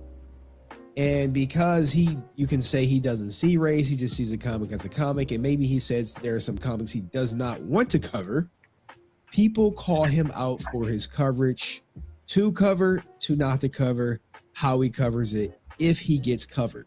And the controversy had gotten so big to the point that he had to step away from YouTube for quite some time. And watching this unfold made me reflect on something. Why are Black creators constantly expected to fit into a social or political box? And why does it feel like we're not allowed to simply exist as ourselves creatively? Because this is something that I've personally experienced. Like ever since I launched Variant Colors Vampire Killers last year in 2025, I've been going to conventions, promoting the comic, spoken with readers, and I hated the fucking beef. I hated the beef with Bleed and fucking Henry. Yeah, like I don't know. Well, I don't know who Bleed is, but yeah. Pattern that I've also noticed while I don't know, he just kind of drama farms a lot, in my personal opinion. I attended these conventions. A lot of times another Black person would approach my booth and they'll compliment my work. They'll even say that the world building Blurred in Comics Explained was so dumb. This dude is cooking. Yeah, it was weird because Blurred, he initiated that whole thing, and then after like a couple of months after Comic Books Explained said that he's gonna walk away, Blurred tried to attack him again. It was like, oh well, he supports white supremacist comics, and I'm like, bro, shut the hell up. Just shut up. It's interesting, and that the art is cool, and the characters seem interesting. And then eventually the conversation begins to shift. The tone, the feel, the atmosphere between the two of us just start to feel a bit uncomfortable or uneasy for a moment. And suddenly I am hit with that question. And that question is, why don't your comics represent us? And he's actually talked about this before in another stream, but this is probably the first time he's ever like did a dedicated video talking about this story because I've heard a lot of his stories and stuff before because I like watching his streams. And yeah, when he was talking about like when he started his Venus Orion comic about like a year or two ago, and he went to like a convention. Yeah, it's probably like 2 years ago, and he went to like a convention and stuff and whatnot to kind of promote his books. Some guy walked up and was like, "It's all right," but you know, like, well, he didn't. Here he's going into more detail about it, and then he goes into a little more detail in his live stream that he did yesterday about that story too. But yeah, he was saying like, yeah, your characters don't look black. that his characters aren't black enough or they don't look like us and stuff like that. And yeah, but let's let him explain that. Or this feel too inspired by anime. And what that really mean is that my art doesn't match what they believe black art should look like. And that's the part that frustrates me the most. What exactly does black enough means creatively? I have black characters. Variant Colors Vampire Killers is actually the first comic book series led by black characters to launch Vampire Killers. This these are his characters for Vampire Killers or Variant Killers, Vampire Killers, and all that. This is main character Hezekiah Draven, and these are the other characters and stuff. I don't think I've seen because I actually have his comic and stuff, but I haven't seen I've seen these characters before, but I don't think they're in the book yet. Besides, Hezekiah here, but they're all actually based off of himself and his family and stuff. Like Hezekiah here is based off of Mugen Lord, Brian. This is based off this character right here is based off his dad, and these two on the side are based off of Mugen Lord's his brothers and stuff. Keo Lancer and who was the other one? Keo Lancer and This is actually the first comic book series led by black characters to launch my universe of Phase 1, the Foundation. Because the issue isn't actually about representation. The issue is they want a specific type of representation, whether it's aesthetics, a specific skin tone, a specific cultural performance. And if it don't fit their definition, then suddenly it doesn't count. I remember being at ZoloCon of 2024 promoting Variant Colors Vampire Killers up into the actual campaign launch of 2025. And I remember being approached by another black creator who came to my booth, and he told me my comics had potential, or he would say, it's all right. And the thing that really stood out the most to me is that he was saying that the art style and the direction I decided to go is what's going to hold me back as a black creator, because it favors too much of the anime side of things. And he pretty much basically told me to my face that anime and manga is for Asians, and I would never have a seat at their table. Then he turned around and just said to me that I should make my work look more black, because that's where the money is. And I remember sitting there. And yeah, I don't think you should really create or not create, but I don't think you should be like, oh, well, because you're a black artist and stuff, you're obligated to market your work to black people and stuff. I mean, even with my stuff, you guys know that I'm an artist myself, and I have some of my own characters that I probably need to promote a little bit more, but work in progress. I would probably show you guys a little bit of stuff that I have, of course, because that would be a little bit of part of the stream. But I don't really have really a lot of black characters like that in my comics. Really, I don't have any. And it's not because I don't want to make any black characters. I definitely do at some point. But I don't want to do it to be pandering or to make, somebody what I mean? Or a representation of myself or anything crazy like that. I just want to make it, if I'm going to make a character a certain ethnicity, I want to make a character, ethnic for within reason, or where it makes sense and stuff, or where it's okay, this character's unique. Art should never be judged or boxed in. The old saying is comparison is the thief of joy. That's a pretty good quote. But yeah, so even with my stuff, I don't I just I don't have a whole lot of black characters like that, but I don't want them. Yeah.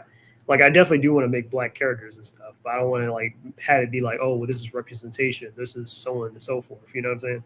I want to, just do it for a genuine reason than just some kind of ulterior motive to be oh, well, see, look, representation right there, guys. saying that why can't this just be my style? This style that I chose is a marriage between both Western and Eastern that I love together and brought them together to create the style that I have. Why does my creativity suddenly becomes invalid because it doesn't fit somebody else's idea of blackness?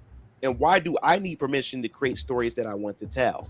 After he said that, and after criticizing my work and saying that it's all right, he takes out his phone and shows me his work. And he's the... Which is kind of funny because he didn't say this here in the video, but he said in the stream that he did the other night, but he was saying how the guy actually wanted to, like, he wanted him to, like, kind of like join up with him, a part of his own comic book line or his own, you know, indie project that he wanted to do and stuff like that. So yeah, he's like, oh, it's all right, but you can do so much more better if you work with us and stuff like that. He's like, nah, I'm good. But I'm gonna definitely talk about that in a second. Let me play this. Creator of the HBCU universe, which is the historically black college universe that he created of superheroes. And he showed it to me. Welcome to the Gator Pit, son.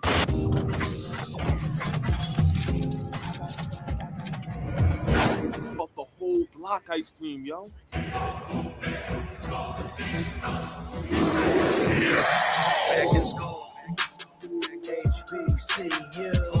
And I promise you, he's not taking this out of context or anything like that. It's a 4-minute long video. He has. I'm gonna go to his channel. I probably won't play the video per se, at least not all of it or whatever. But let me go to that channel real quick. HBCU. You can like literally search it up on YouTube. So type in, I guess, HBCU universe. I can't see the thing yet. Oh yeah, here it is.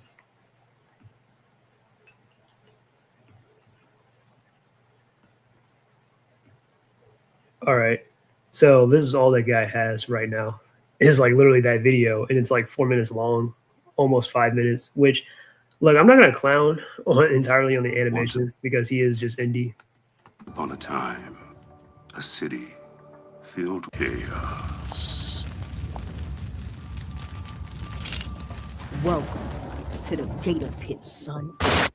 Like, I'm not gonna clown entirely on the animation and how it looks, because I mean, it kind of reminds me of like the 90s, like 3D animation type of thing.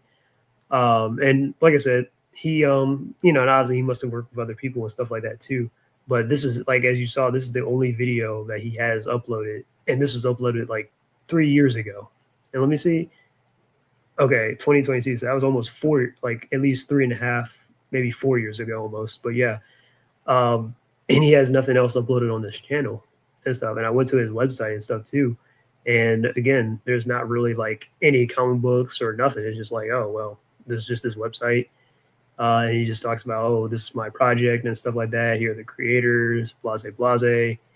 This is the store and stuff where, like, I'm not going to lie, some of these shirts look kind of cool. Like, I think this one looks pretty nice. But yeah, that's about it. Like, I'm like, okay. But you don't have nothing else to show for your work and stuff. You don't have like no comics, no other kind of trailers or anything. And don't get me wrong, I know this stuff isn't easy. Oh wait, you guys can't see the thing what I just pulled up. Like, I know this stuff's not easy and stuff like that, but still, it's like you still got to kind of keep at this stuff if you really wanted to take it seriously, you know. But yeah, I was saying I kind of like this shirt though. This kind of looks pretty nice. But I'm just saying, like, come on. So how you gonna like really criticize this man's work and you don't really have much to show for, like, you know, show for anything. So just throwing that out there.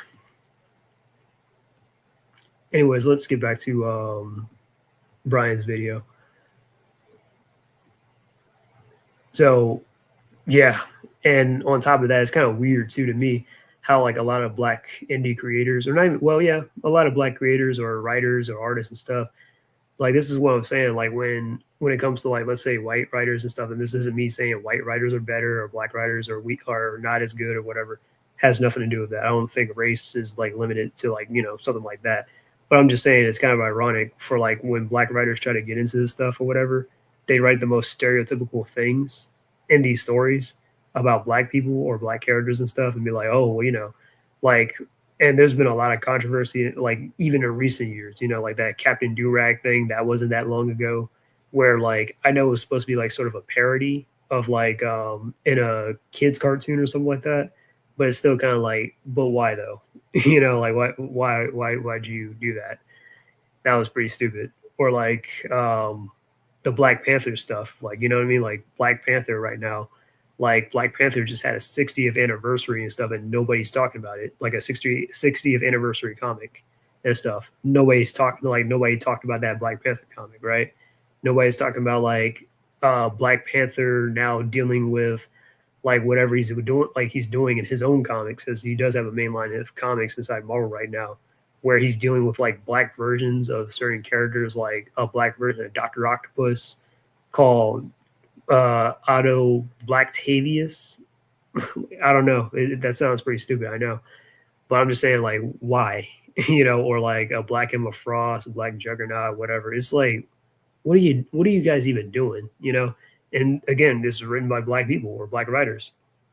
And honestly, I feel like these writers, like, it's not like it's a Christopher Priest, or it's not like a Dwayne McDuffie. These are just people that just got into it because they're like, oh well, I want to make success because I see that the movies like Black Panther and stuff can make $1 billion, and I want to be a part of that legacy. So that's all there is to it, because a lot of the people like Ta-Nehisi Coates or whomever and stuff that work on these things, they're just, you know, they've never had any kind of prior experience with comics before. They've just written like stuff about politics or novelizations and stuff. And then now all of a sudden they just transition into comics because it's popular.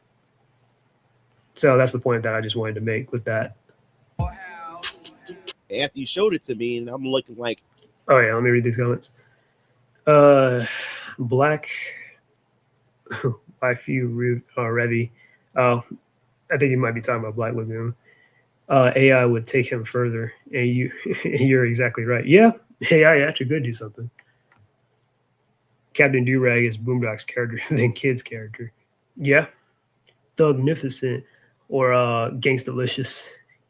Yeah, but it was funny with the Boondocks though, because you know they always made that, like, you know, and it was an adult show, and it was always like a parody of some of that type of stuff. You know, the real problem is dude is really trying to like ruin his day, and why I hate on a person's artistic influence. Yeah, that's true. Because I mean, we all have our own styles. Whether a lot of us are into like anime, I'm into anime and stuff like that. It's like, you know, I have a lot of influences of my own, like, you know, my own self and whatnot. People get inspiration from all types of things. But I'm gonna get into some of my stuff, like my influences, a little bit after this video. Surprised Doc Ock wasn't called MC Octopus to make it even more ridiculous. Yeah, that does sound pretty stupid on brand and stuff. You know, you saw how they did that that Miles Morales Thor like a few years ago and stuff like that.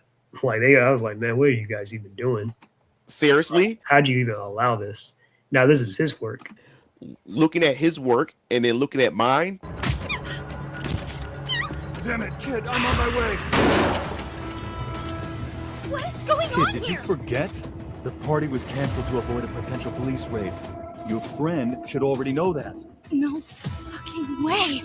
Is he even human? you're doing? Jasmine, step away from the window right now. Damn it. Looks like the police are headed in your direction. No, wait. Jasmine! Only then will you become the man I remember. Hezekiah Drebin.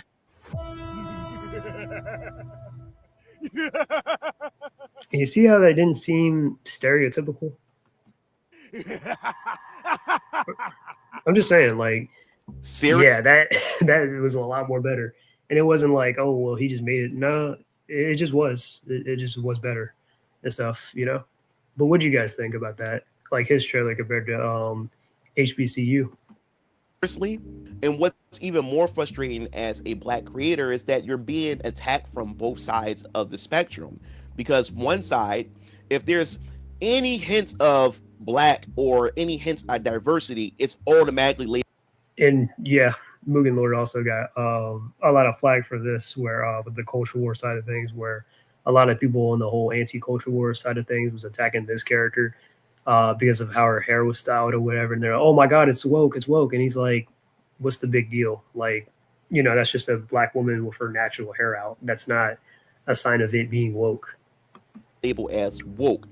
Don't even investigate it. Don't even research it. See, look. They see a black creator, they see some diversity, and it's automatically woke. And I've said this in a video months ago, or even a year ago, that I even addressed some of the racism that actually does exist, legitimate racism, where they don't want black people or any forms of diversity represented at all in comics, video games, and even movies or any form of entertainment. And I addressed that in a 40-minute video.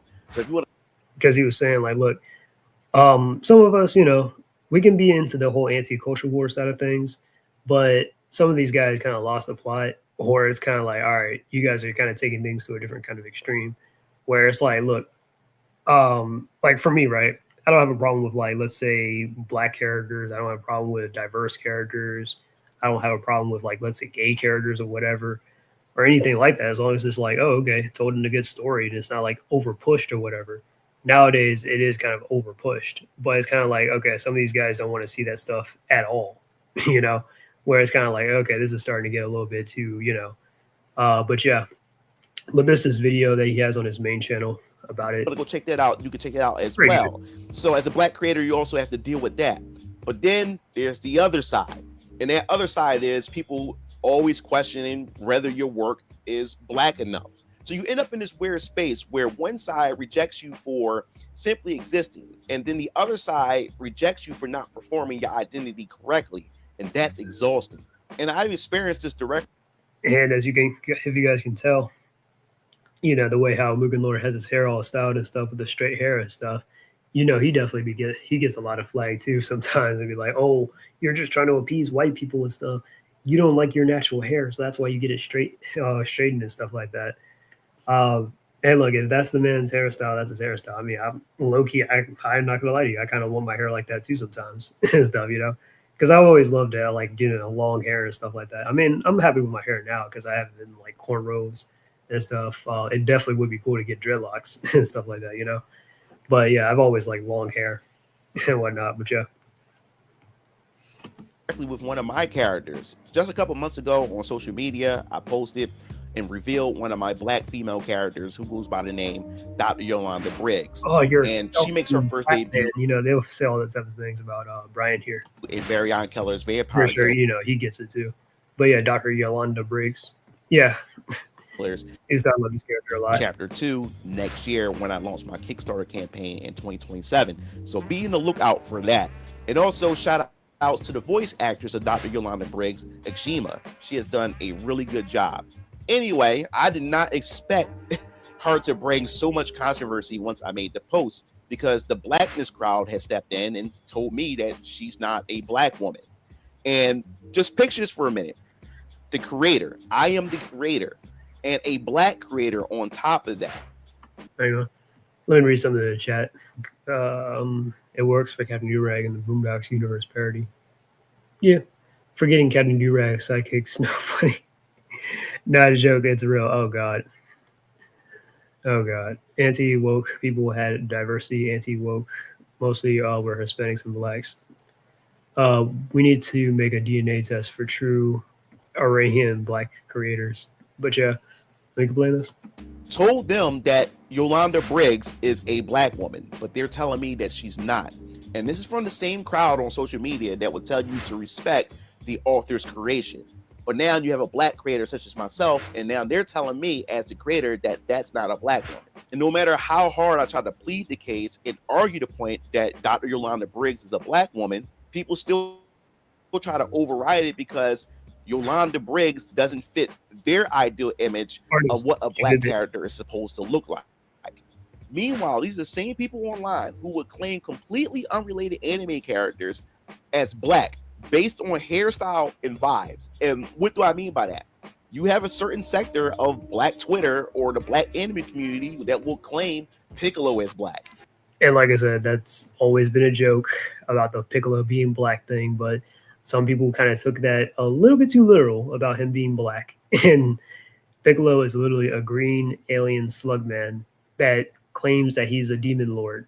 Okay, none of that makes him black. We joke about it, but it's not actually true. will claim Knuckles from Sonic the Hedgehog. People will definitely claim Knuckles is black, and the thing is, Knuckles is not black. Like, mainly because Knuckles has, like, dreadlocks, and Knuckles' themes is mostly hip hop, therefore that makes him black. And he's voiced by Idris Elba. Well, that came a little bit later, but still, like, even though Sonic has been voiced by black people too, he's been voiced by Jaleel White and Devin Mack Jr. But okay, but yeah, like, really, most Anthro characters inside Sonic cannot really have a nationality. The only exceptions I can kind of see to that rule would be, like, if it's that obvious, or if it's like characters like, let's say, Antoine or Bunny and stuff, like, because Antoine, he is definitely French. Okay, he has the accent. He's a blonde. He has he wears the French flag and stuff like that, or the attire and all that. He makes French meals and stuff. Yeah, Antoine's French. Okay, so we can accept that. Okay, or like Bunny and stuff. We know that Bunny is obviously a Southern belle, so she's a country girl and whatnot. Blonde and stuff too, just blonde and everything. So yeah, if it's like that obvious with the whole nationality thing, then sure, okay, cool. That's their nationality. They're French, and Bunny is Southern and stuff. Knuckles would technically be like, what, South American, because the echidnas are based off of Aztecs in the Sonic universe and stuff, so they'll really be South American if anything. But as black, but for some reason, to these same people, Yolanda. Hang on. I know I was rambling about that one. I'd rather discuss of all the anti-woke, just fake outrage and misleading. Yeah, definitely. Strange, isn't it? I thought people would forget about everything as long as the female character is good enough for them to goon. Depends. I mean, they'd be like, oh my God, a woman in power, or a woman in a strong position, it's automatically woke. Not really, but okay. But old Team 4-Star Piccolo, made Piccolo jokes of blackness better. Yeah, they probably did. Sonic is black, but he has blue fur, skinned, and he's an anthropomorphic hedgehog. Yeah. Although it's funny too, because when I went on, like, I think the Sonic X page and stuff on Sonic's profile, it actually says that Sonic is Japanese American. So that's kind of interesting, I guess. So in that version, he's Japanese American.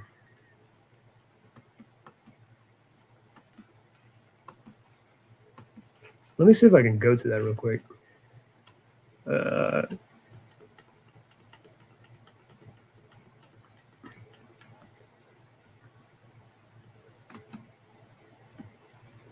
Yep, here it is. Let me see if I can pull it up. Or it just says his nationality is American on the main wiki. But okay, but still, you get the idea though. Like, yeah, some characters, they can have nationalities, but it's not really all that important. There were also Australians like Vector, who was written to be from there, and Archie and Dingo Dogs were also Australian, as well as Dingo from Underground. Yeah, because I remember that one moment where, like, an Archie Sonic, where SBO was like, it was saying, like, look, I've been a spy for a while, and I know everybody's secrets, and I know Vector is actually using some kind of Australian accent. He's really British or something. And it's like, Vector was like, Cronky, mate. I mean, got him in that lie. But yeah. Yolanda Briggs is not black. We could take it a step farther and take Yoriichi from Bleach. For some strange reason. Yeah, we all know Yoriichi is black. But not traditionally, of course. Like, because she's technically not a human, but she's still a black character, and there's other black characters in Bleach. Like, I already covered that in my other video. She's considered black, but Dr. Yolanda Briggs isn't black. You see where this conflict is coming from? You see where this is not making any sense? And it gets even more insane when it comes to this. But the fact is that I'm always constantly being told that I'm trying to appease Asian people, white people, because of the artistic style that I chose to go with when it comes to Venus and Ryan comics. And now my artist, who is Chinese, who does all of my artwork, her name is Shabibit. She does a great job with all of the animation and work she has done as my artist. ever since 2020 up until now. And we've been working together really well. And here it is, we have these group of people telling me that I should fire my artist and get a black artist in order to properly represent my characters. And this is getting out of control. Yeah, that's true. I mean, they can, but like, I mean, let's be honest. We know, yeah, Yoruichi is black. I'm just like, well, let's be honest. Tosin is clearly black too, right here. Like, come on, we know. And yet, these are the same people that granted, I mean, I'm not saying that there aren't East Asians or anything like that inside anime. Well, you already know that, Taylor. But like for example, Rao from Fist of the North Star, he has dark skin, but he's clearly East Asian and stuff. And you know, his biological brother is Toki, and Toki has light skin, or he's light skinned and stuff like that. And these Eastern studios to validate their existence. You can't make this up. At some point, I begin to realize that this conversation isn't really about representation anymore. It becomes identity gatekeeping. And over time, I realized something important. Some people who look like you won't like you for being yourself. Their goal isn't to support your creativity. Their goal is to make sure that you stay inside their version of blackness that they approve of. And if you step outside of that, you become a problem. And honestly, I'm not interested in creating from that mindset. I created Venus Orion Comics because there's stories I want to tell, worlds I want to build, characters I want to explore. And I also reject the idea that black creators... And look, I mean, I don't get it a lot. And if I was in his position, I mean, I wouldn't really take entirely like offense to it. I would just be like, oh, that's interesting. Or, yeah, no thanks. I mean, I'm going to keep doing what I'm going to do best, This is my work, and this is how I would how I choose to represent my characters and whatnot. And if I want to which I mean, I do want to create let's say a black character that is good or whatever and stuff like that.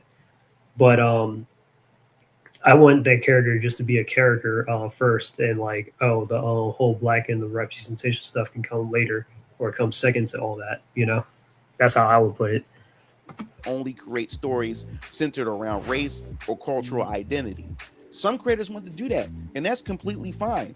And hell, I even supported black creators in their comics that support and only focus on black narrative. I was thinking about showing off some of my black indie stuff too. What's happening, Dr. Hino? Kind of brought you up earlier. Yeah, this is going to be your type of stream. We're going to talk about some of the indie creators and stuff. So I'm going to be spilling some tea on some people. I was just doing this reaction to Mugen Lord here, on his Venus Orion channel of what he had put up recently. Didn't think it would go this viral. He didn't even think it was going to go this viral, but it went viral and stuff like that. So we're definitely talking about it. But yeah, but he's talking about pretty much the whole him getting criticized as a black creator and stuff, and how he's supposed to be having this expectation that he has to make his black characters that he had put in his own stories to be more black, or to be like, oh, they gotta look like us and stuff like that, that kind of thing. But yeah, Bo, gotta lie, the art styles were amazing. Chinese artists did a good job. Yeah, she did. Yeah, I even but yeah, I mean, I was thinking about showing off some of my own, well, not my own, but some indie comics that I might have bought, that I bought from some black creators too, and whatnot. There's this one thing I keep getting from this family and stuff. This guy calls himself Coach M. He has this comic book called Quantum, and he has other stuff too that I had, bought some stuff off of him and stuff. The last time I saw him, because I saw him at least 2 times, but the second time I saw him, he was like, yeah, the first time we did this wasn't really all that good, but we're here, we're back at it, we're, trying to yeah. So I can respect that, but, he still has a long way to go, I guess, when it comes to that kind of thing. Interesting. Are Katara and Sokka black enough, or should they be canceled because they were created by white guys? Funny. You did. I'm pretty honored, man. Yeah. I can't remember the whole honored part of this, but for example, very cultural patterns. I watch East Asian YouTubers that dark-skinned East Asians wear and rule, and light-skinned East Asian endure. It's been centuries, like the Okinawa in the South China. I meant East Asian for Japanese, Koreans, Chinese, Taiwanese as well. Anyways, let me get back to this.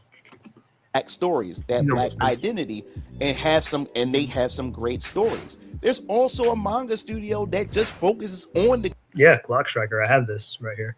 I have the first 2 volumes. I think there's total of 4, so I need the 3rd and the 4th one. But yeah, greatness of black identity, which is Saturday AM Studios. You can go check them out. So it exists, but it's not mandatory. And black creators like myself, such as Eric July in the Ripperverse and Corey Kenshin in his manga called The Monsters We Make, and just recently Jay the Concept just released. Yeah, I just bought Jay the Concept's book. I also follow him too, but his own manga.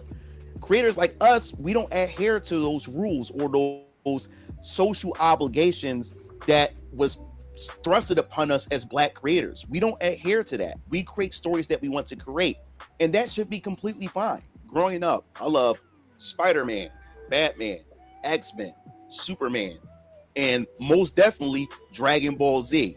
None of those characters look like me, and yet I had a connection with them because great characters connect through pain, ambition, yeah, because as a kid for me too, like I was like, like there wasn't like a whole lot, but I mean, I never complained about it because I mean, there was still stuff on there that I can still relate to, even without like, oh, this character has to look like me for me to like, no.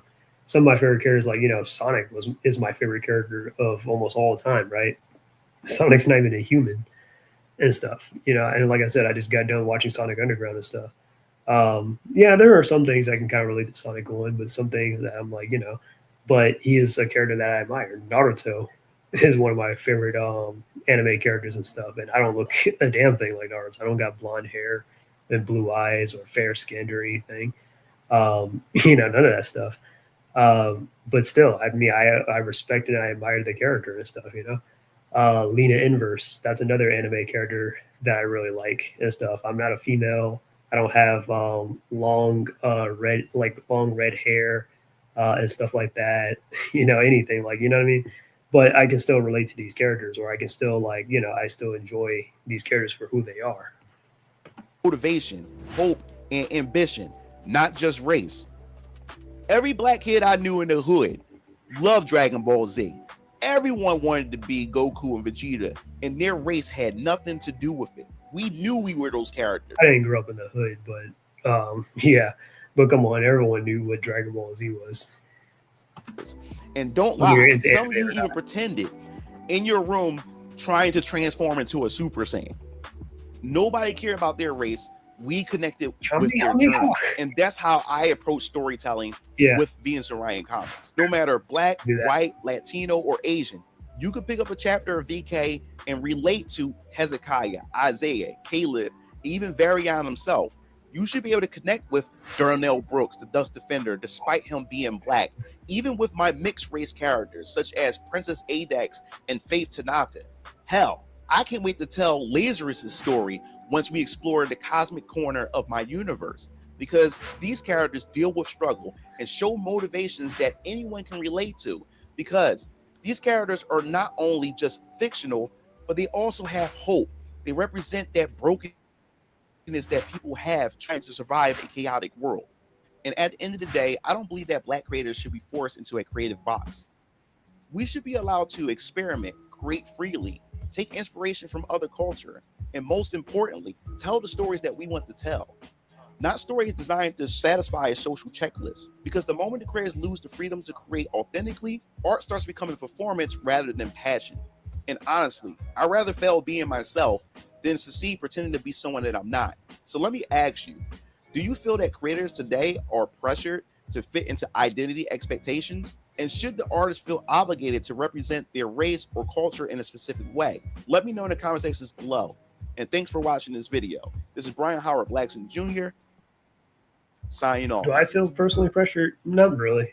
But yeah, it is something that is just like, it's bound to happen and stuff, where people are going to probably bring that up in conversation and stuff and be like, hey, can you, and I'm like, nah, but yeah. Let me see Ash's comment. Imagine black creators going to Europe and trying to sell a comic. EU is like, cut that crap. You should only write about Ukrainians. No politics. Just find the whole situation childish. Yeah. I don't know about black creators and stuff trying to go to Europe and trying to sell a comic and stuff, but yeah, definitely don't do anything about anything political though. That would probably be a smart move not to do that, unless it's kind of like maybe an allegory possibly. Then just maybe. But anyways, I'm gonna probably be right back. I'm gonna use the bathroom real quick. But yeah, hang on.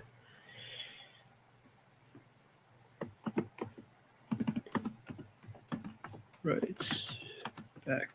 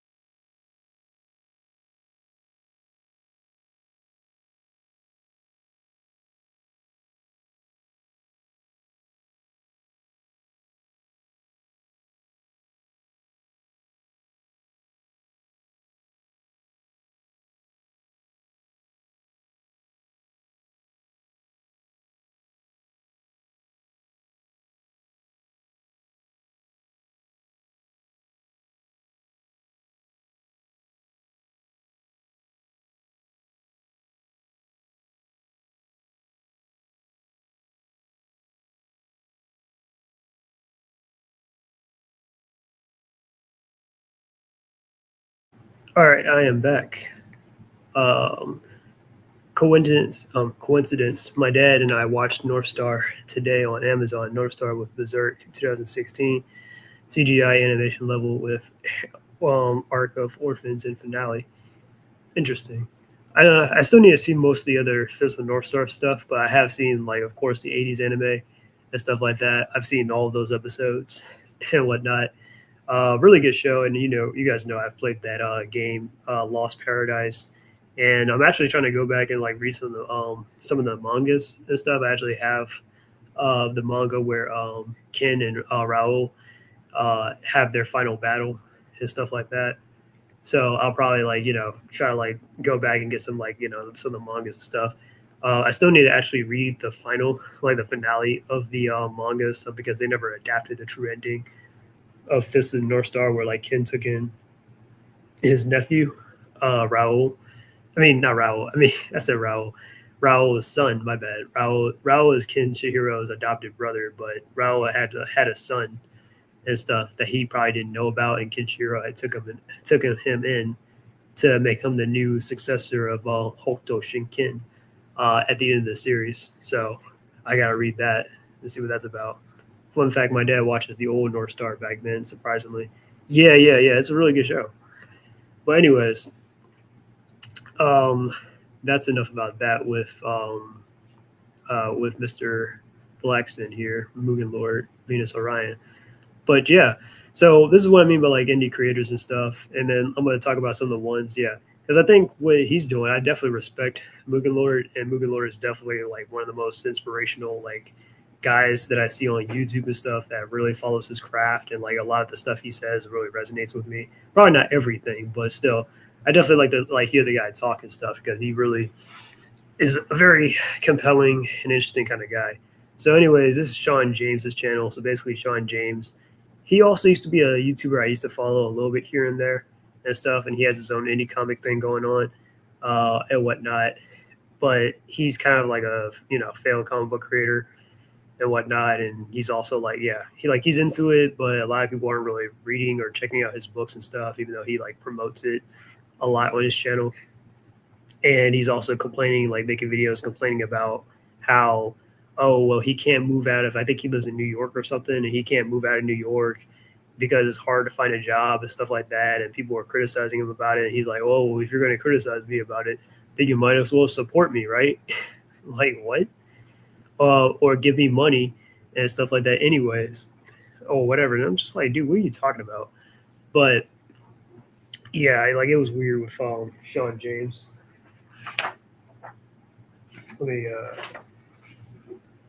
But yeah, so basically he's like, oh, I haven't had a job in like almost 20 years, which is kind of crazy. And I'm like, how are you able to get in front of a camera and record and live in a house and stuff? But I think he probably gets like disability checks or something or whatever.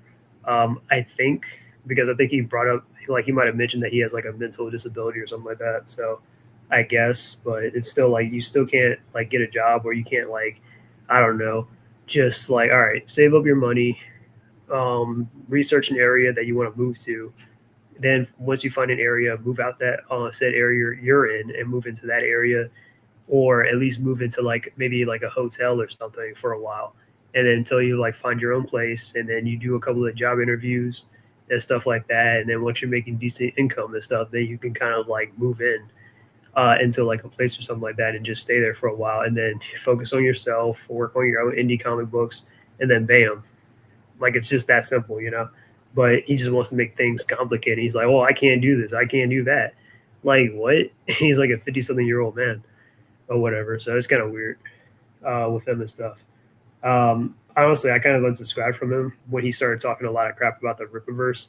And look, I'm not, I like Eric July and stuff, but I'm just like, man, when people just, I don't know, talk all this crap about the Rippaverse, or be like, oh, well, Eric July, Isom, he's a with the black man and stuff like that, he gets emasculated by a white woman like Yaira because he lost against Yaira. I'm like, that's not emasculation though, but okay, cool, whatever, I guess. But so it was just weird how he was trashing that book and stuff. And then on top of that, he talks a big game about like black indie creators and stuff like that. But then, where he's like, oh, well, but people won't support my books, but your books aren't really that interesting. Like, let me go to his one of his videos and stuff. I'm not going to play the whole thing, but I'm going to just like,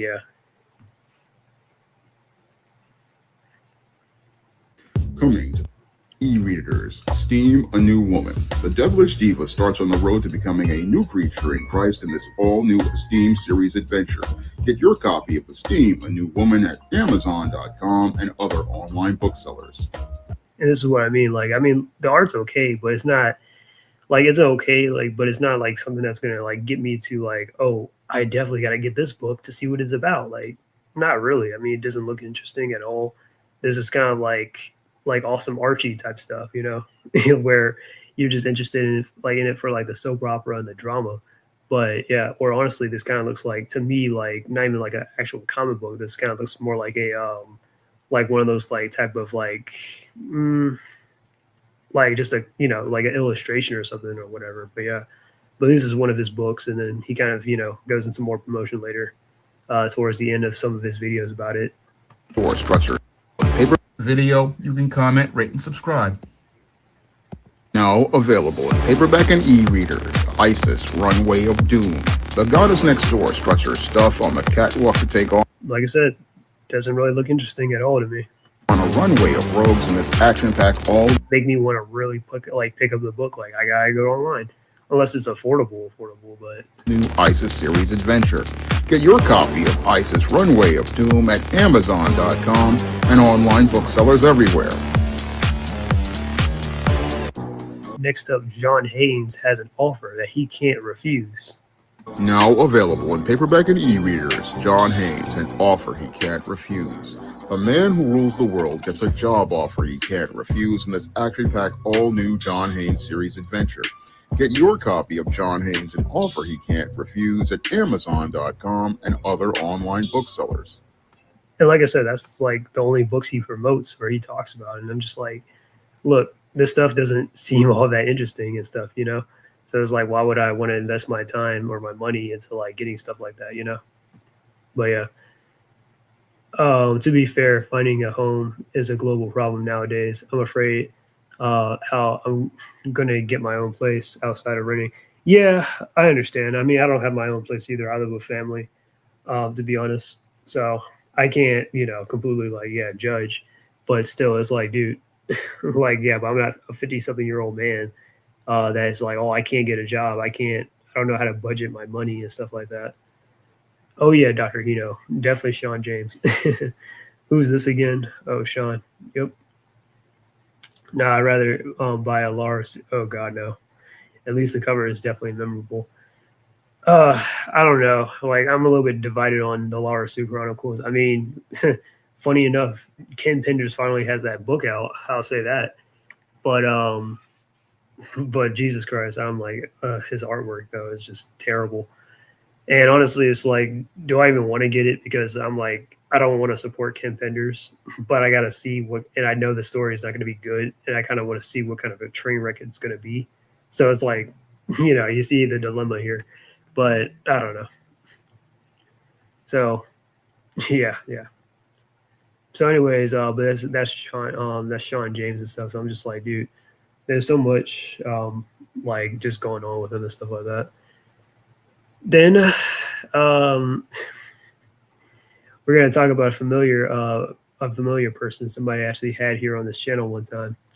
And I'm not gonna try and drama farm or anything crazy like that, but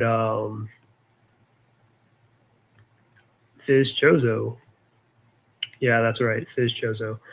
So I pretty much found out about Fizz Chozo because I kind of follow guys like Trey McKell and Dazzling Kate and stuff. And they had, a little bit of a falling out with this guy named Fizz Chozo, who used to be a subscriber of theirs, who used to pitch his ideas, story ideas, all that type of stuff or whatever. And I'm not going to lie to you. I wish I could have. Yeah, that's right, Dr. Fizz. That Chozo? Yeah, that Chozo. Yeah. And he used to pitch a lot of his ideas and stuff to them. And I'm not going to lie to you. Like, some of his ideas, I mean, and I know he gets that a lot, that some of his ideas aren't half bad, or they could definitely use some retooling and stuff in a way, but he just doesn't really listen and stuff like that. So, and you guys remember I had him as a guest on my channel and stuff one time. I didn't really want to talk about Fizz a whole lot because, well, not a whole lot, but because I initiated and I had him as a guest on my streams. I didn't want to be like, oh, well, I'm going to talk trash about my guest and stuff like that. And this isn't me talking trash about him here, but still. But I will say he put out a video a week ago and stuff. This actually did get a lot of views and stuff. So I'm actually happy for him. And he actually did speak like he had a lot of enthusiasm and stuff like that. And he actually did give a damn, which was kind of the problem with some of his other videos in the past, because he always talked very monotone, or he was boring and bland. And if it wasn't I don't know, Trey or Kate or Animane or somebody on there cursing him out or having the natural human reaction and stuff, I just can't get through a video watching it. I'm not gonna watch the video. I'm just gonna show the difference in his how he goes about things now, which is pretty cool. Hello, everybody. Fish Shozos here. I'm once again talking about Death Battle, the YouTube web series that. So I will say, at least he has a lot more enthusiasm, and if he has a little bit more of the same kind of energy and just keeps that up, then hey, he can definitely have a lot more videos that can be doing pretty well. But anyways, my point is though is so basically I talked to Fizz like a couple of weeks ago, where I talked to Fizz like a couple of weeks ago because he reached out to me because he was still asking me because I kind of wanted to about a year or two ago, I wanted to talk to Fizz about his stories and stuff because I wanted to hear out his story ideas and work with him and stuff like that, since he wasn't having any luck with Trey McKell and Dazzling Kate. So I was like, all right, well, I guess I can talk to him and we can spitball some ideas and stuff. And again, so I had the same look like them, where he had a lot of weird ideas, doesn't realize the weird stuff, or doesn't know this isn't problematic or whatever and stuff like that. So I'm like, dude, this is pretty messed up to be putting this in a story, or people don't really want to read this and stuff like that. But he wants to just try to force it in there. And I'm just like, oh my God, bro. Too bad. Too sad Shitty Boy hasn't released an omnibus of his wonderful comics. I want to buy them. Are you talking about Larry Hughes? Maybe he can turn it around.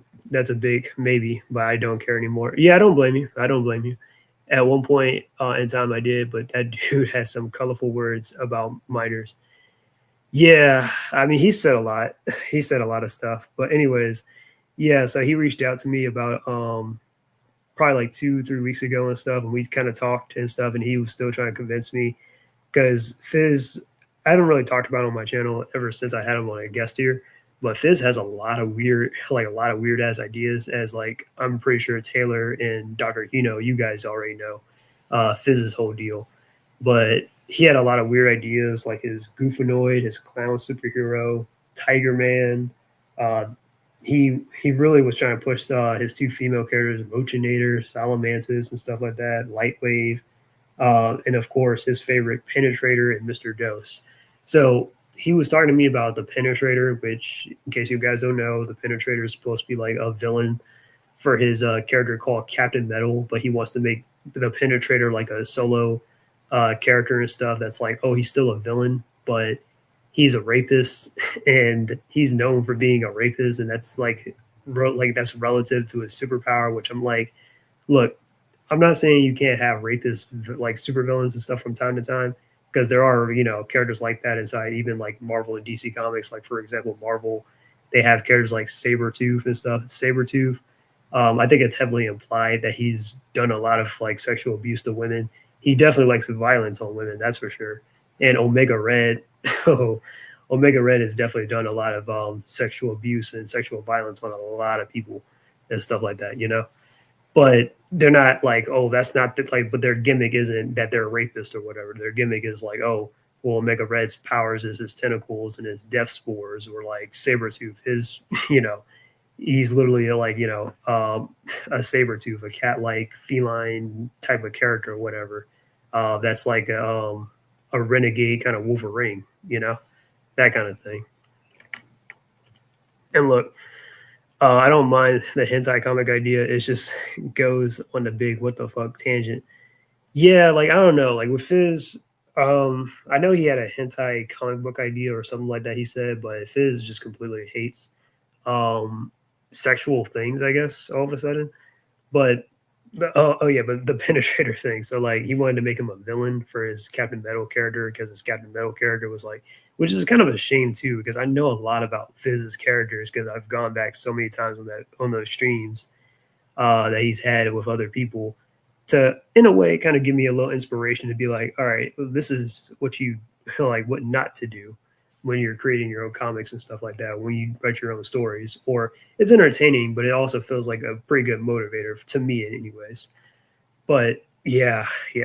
But yeah, that Penetrator idea, I was like, dude, stop trying to make this a thing. And then he was talking about he wanted to make a child sidekick and stuff, and I was like, oh my God, dude, why?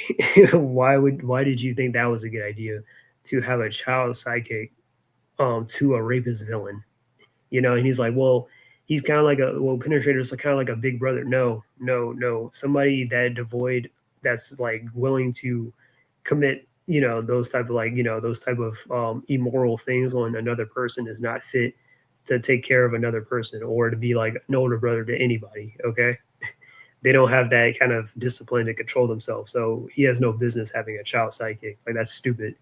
And he was trying to be like, oh, well, he comes from an abusive back, like the kid comes from an abusive background. He was in a mental, it doesn't matter. That's still, nobody likes that idea. Okay. And I get that he was trying to make this certain kind of parallel with his Captain Metal character, who's like this, he's like this chivalrous kind of guy where he likes to protect women and stuff like that. And he's like a saint or something like that, in contrast to the Penetrator character. And then he's supposed to get like a child sidekick himself later on, which is supposed to be in contrast to Mr. Dose, called Wereclaw or whatever, and stuff like that, or White Claw. But yeah, so Fizz had a lot of weird ass ideas and stuff. You know, he had like, he had a lot of weird ass ideas and stuff like that. It's interesting how Scourge hasn't got a power up after goofing around girls, even without Chaos Emeralds in that case. Yeah. Fizz comic is The Boys, but more embarrassing. Yeah. He took a lot of inspiration from The Boys and from Garth Ennis and stuff, where every time, like, because the thing with Fizz is like, what I don't like is that he always created out of spite. Okay. Like every time he like, because when we talk and stuff, and he's always like, oh, well, I got this idea of this villain based off of this because I want to see them die. I want to see them get maimed, or I want to see them get brutalized, mutilated, all that type of stuff. I'm like, dude, that's a lot of unnecessary hatred that you got. But yeah, he's creates out of spite.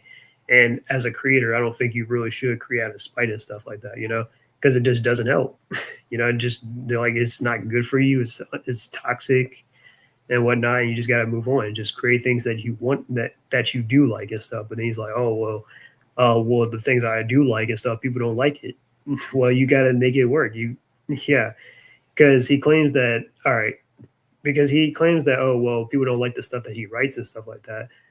But I'm like, okay, but you don't flesh out your details and stuff, because I keep trying to pitch to him, hey, look, why not make do you have like any notes on your characters and stuff like that? Fizz does not have any notes on his characters. Or he'll say, I have old Google Docs of these characters that I had worked on, but that's about it. But I'm like, so you don't have like a pencil and a piece of paper or a journal that you can write all this stuff down on and just be like, hey, this is my character and these are some interesting facts about them and stuff like that.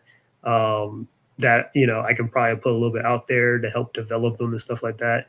But he wants to be a writer, but he can't write. You know, I'm just like, how is that? That doesn't make any sense to me. So I don't know.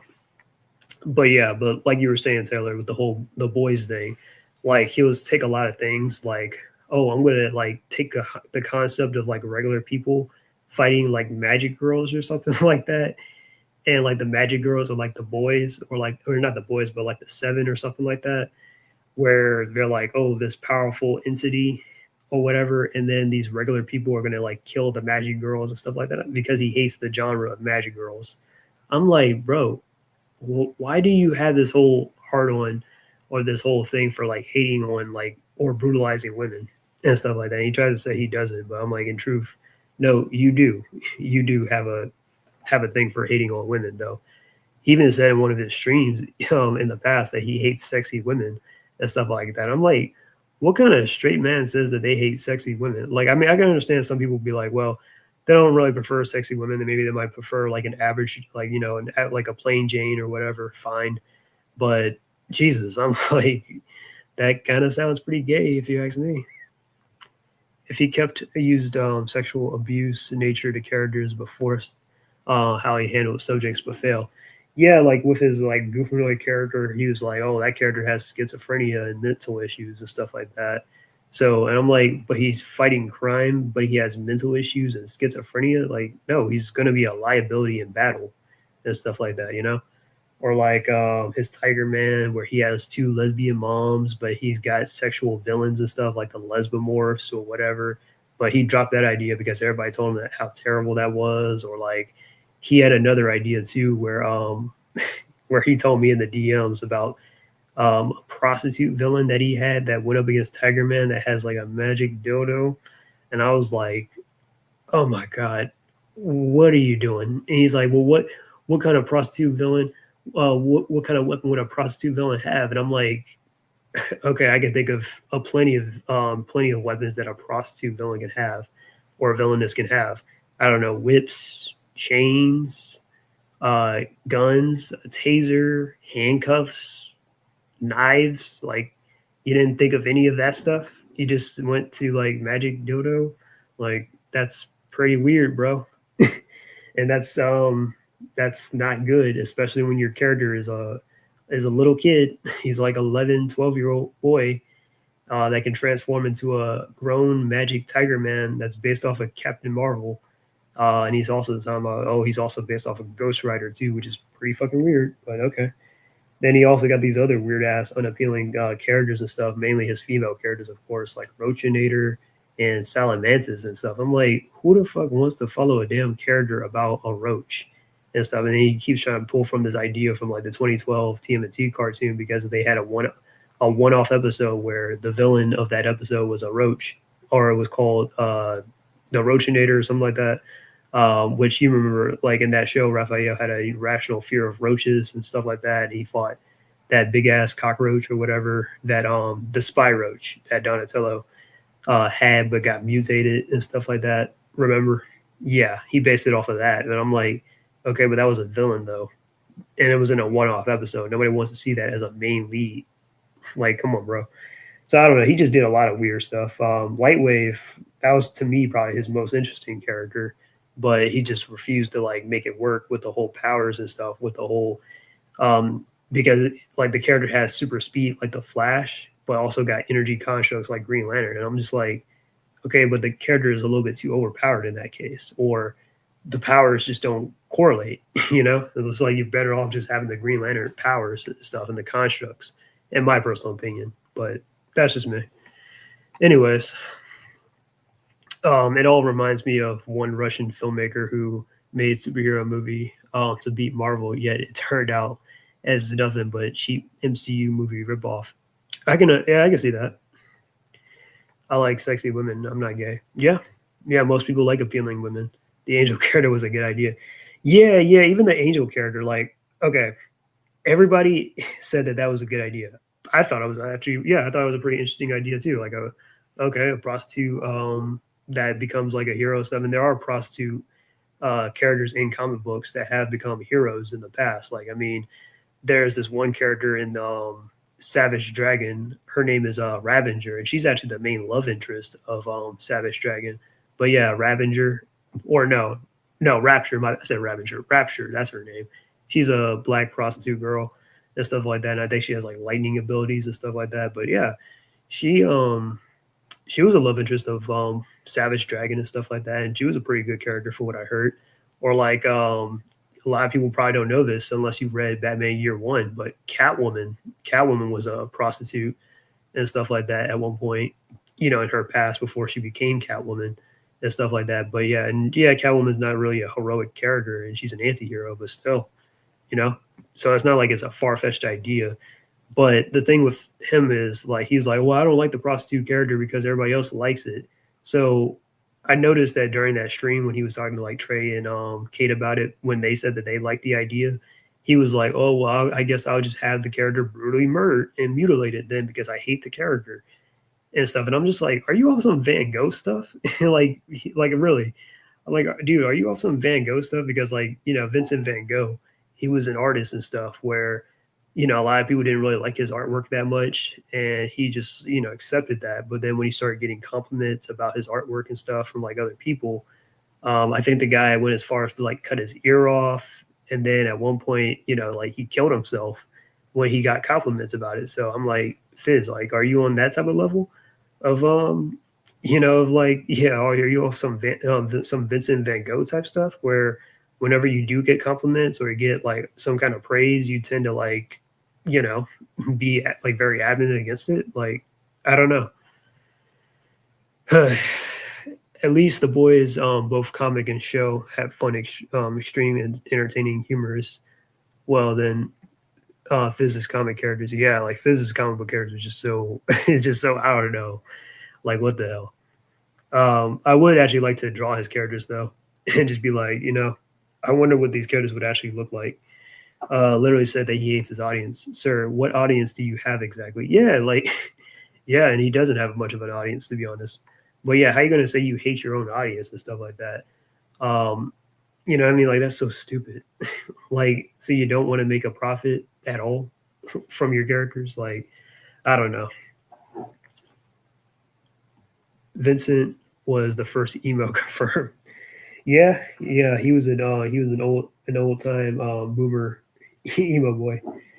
But yeah, so I've been trying to help him from like in the past and whatnot, but he likes to base a lot of stuff off of things that he hates and stuff like the Penetrator character. Like the last time we talked about that a couple of weeks ago, he was like, "Oh well, he's based off of Issei from High School DxD, and he's based off of Akira Fudo, aka Devilman from Devilman." And I'm like, what? And I think he said another character too. I can't think of it right now, but he said mainly those two characters. I'm like, what do they have in common with the Penetrator and stuff? And he said something about, well, they're incompetent or they're horny and stuff like that or something. And I'm just like, what? And the funny thing is, he hasn't even seen all of Devilman or Devilman Crybaby, or he's never seen all of High School DxD. He usually just watches a couple of episodes and then just says, "I'm out." And then he's like, "Oh, I have this animosity, this hatred," but you don't know all the characters and stuff. You don't know the character's journey and stuff to like be like, "Oh, well, to be so vocal about it as you are," Or he likes to bring up that dumbass storyline, or not storyline, but that dumbass hentai, "Don't meddle with my daughter" and stuff. And I'm like, dude, it's a hentai. Like hentais are usually made to not really make any kind of logical sense from time to time. It's just made to just, yeah, for for those type of reasons and stuff. But Fizz is edgy kid version of Andy Shankar. Yeah, that's where I kind of used to put his writing skills at. I mean, to be honest with you, now I feel like he's in between like a Chris Chan and stuff, where where Christian Chandler used to like just write based off of like what he hates and stuff like that, and likes to write based off his own real life situation to kind of accommodate himself. And he's kind of in between Adolf Hitler, like low key. I just got done watching a Nazi documentary of Adolf Hitler not too long ago.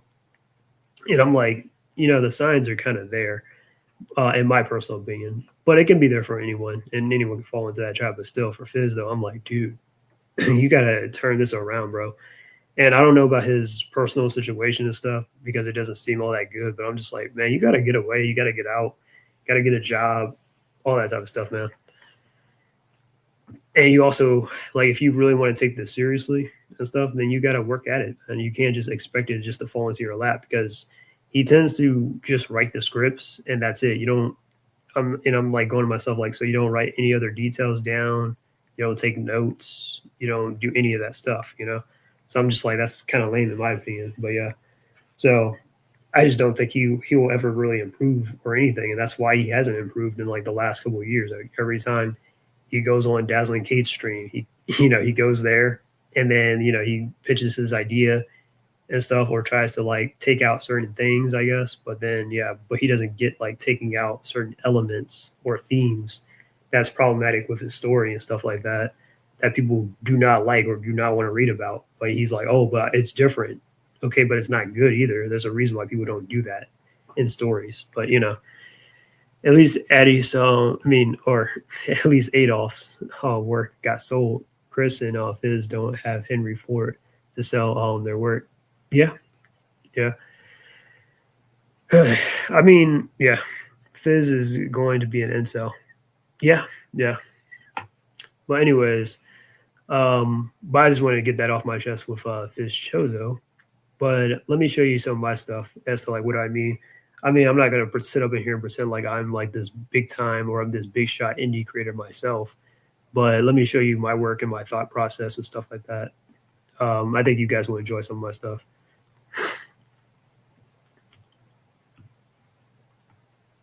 All right.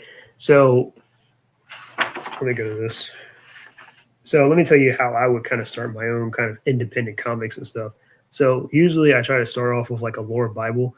This is sort of a sketchbook that I got from Michaels and stuff, where I usually like to write a lot in these in this book and whatnot. I've been finished with this for like 2 years ago, and I have a current one. So this is the last page. So I used to do this thing called Bunny Strike. That was the story that I was going to originally call it. And this is my main character here, Springs. And these are some of the characters here. This is Kung Fu Beast. He's like a Anthro Tiger Man. Springs, he was originally supposed to be an anthropomorphic rabbit, but then I made a more human looking design for him and stuff like that. So I've been like contemplating that. This is his sidekick in the background. He's like this wolf kid or something. And then this is a fox character that I was kind of working on, but I still need to refine that. But I kind of scrapped a little bit of this idea to kind of focus on my more isekai, monster girl-ish kind of centric story in the future. So this is one of my first characters from that, which originally I called her Seiya, but I had renamed her to become Spice. But I'll go a little bit more in detail about her in a second. And then this was one of my characters, Aquarius, who was supposed to be like this slime girl and stuff. It's been a while since I've really worked on this character, but yeah. And then this is one of my mascots as well, Serena and whatnot, who I'll also go into. Can you make a video about Goofanoid comic and Fizzy? How about review of Tiger Man? I don't know if I'll be able to do all that. I don't know if I'll do a video about it. Maybe in another stream someday. But I don't know about a video though. Anyways, this is a sketchbook that I had, but or one of my other sketchbooks. But this is for my Oni character and stuff. Like, I took some inspiration, like, because what I do is I like to take an inspiration of characters, because there's always a certain archetype of character out there that you might like and stuff like that. So I was thinking, like, for an Oni girl, okay, well, I was thinking what kind of hairstyle would she have? So I went for like, well, I didn't, these aren't the hairstyles. I did go for this hairstyle, but these two hairstyles were some earlier concepts. So I was thinking like, okay, April O'Neil from the 87, the Archie series and stuff like that.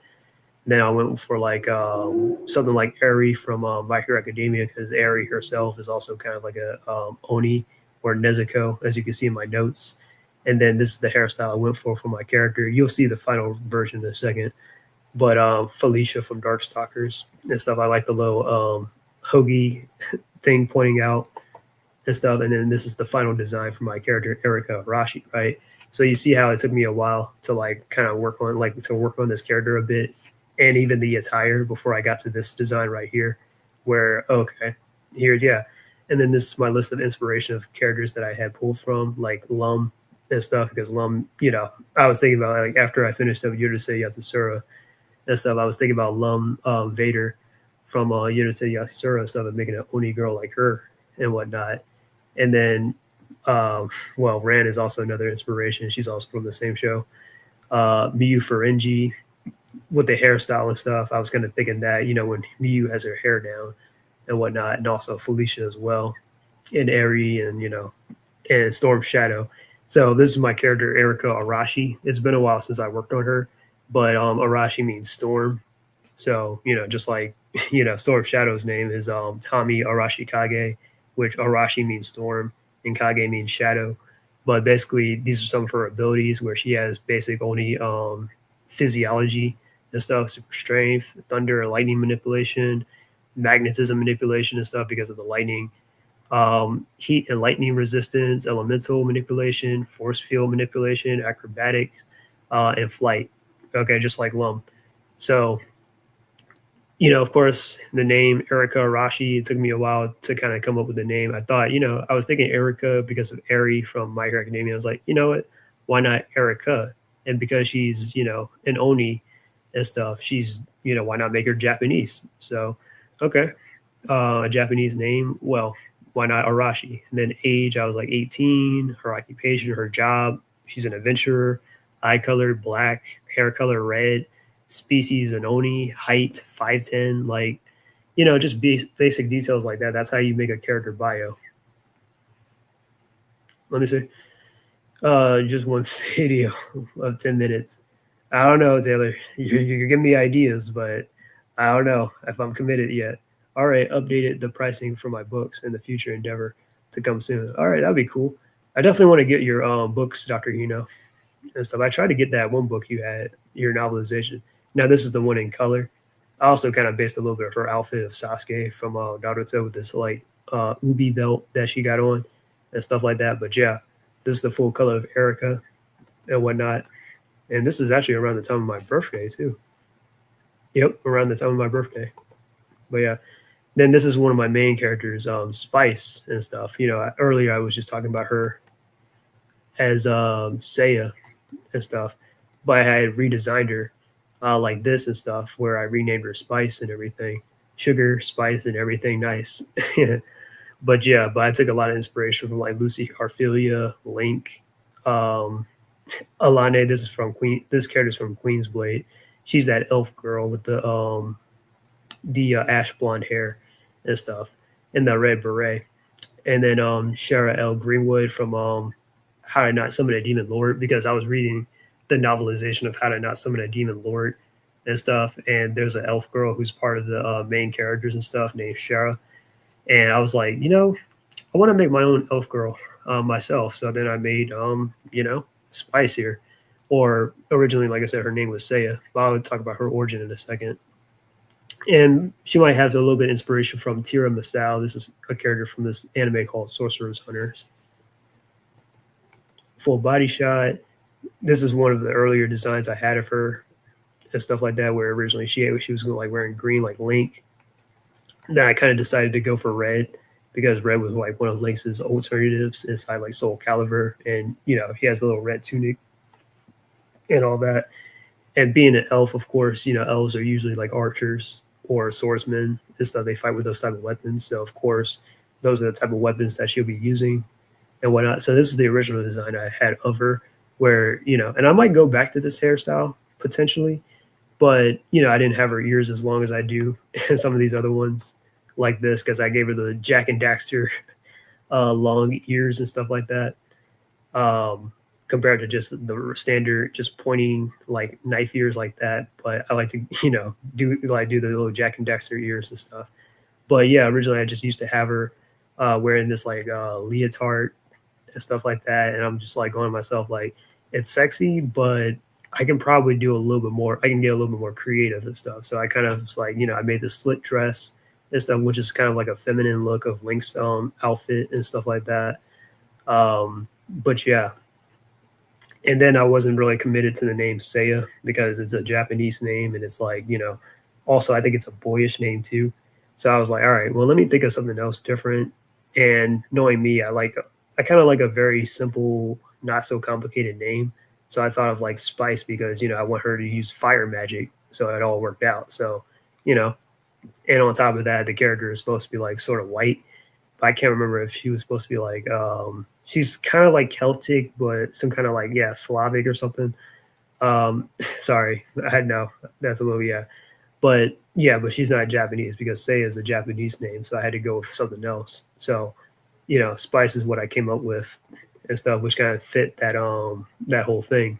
So this is the original design I had of her, and then this is what you know, after a little tweaking and stuff, what I came up with and stuff like that, you know. So let me read some of her bio. So, you know, name Spice, age 18, her height is 5'5", pretty tall for an elf, but you know, that doesn't matter, right?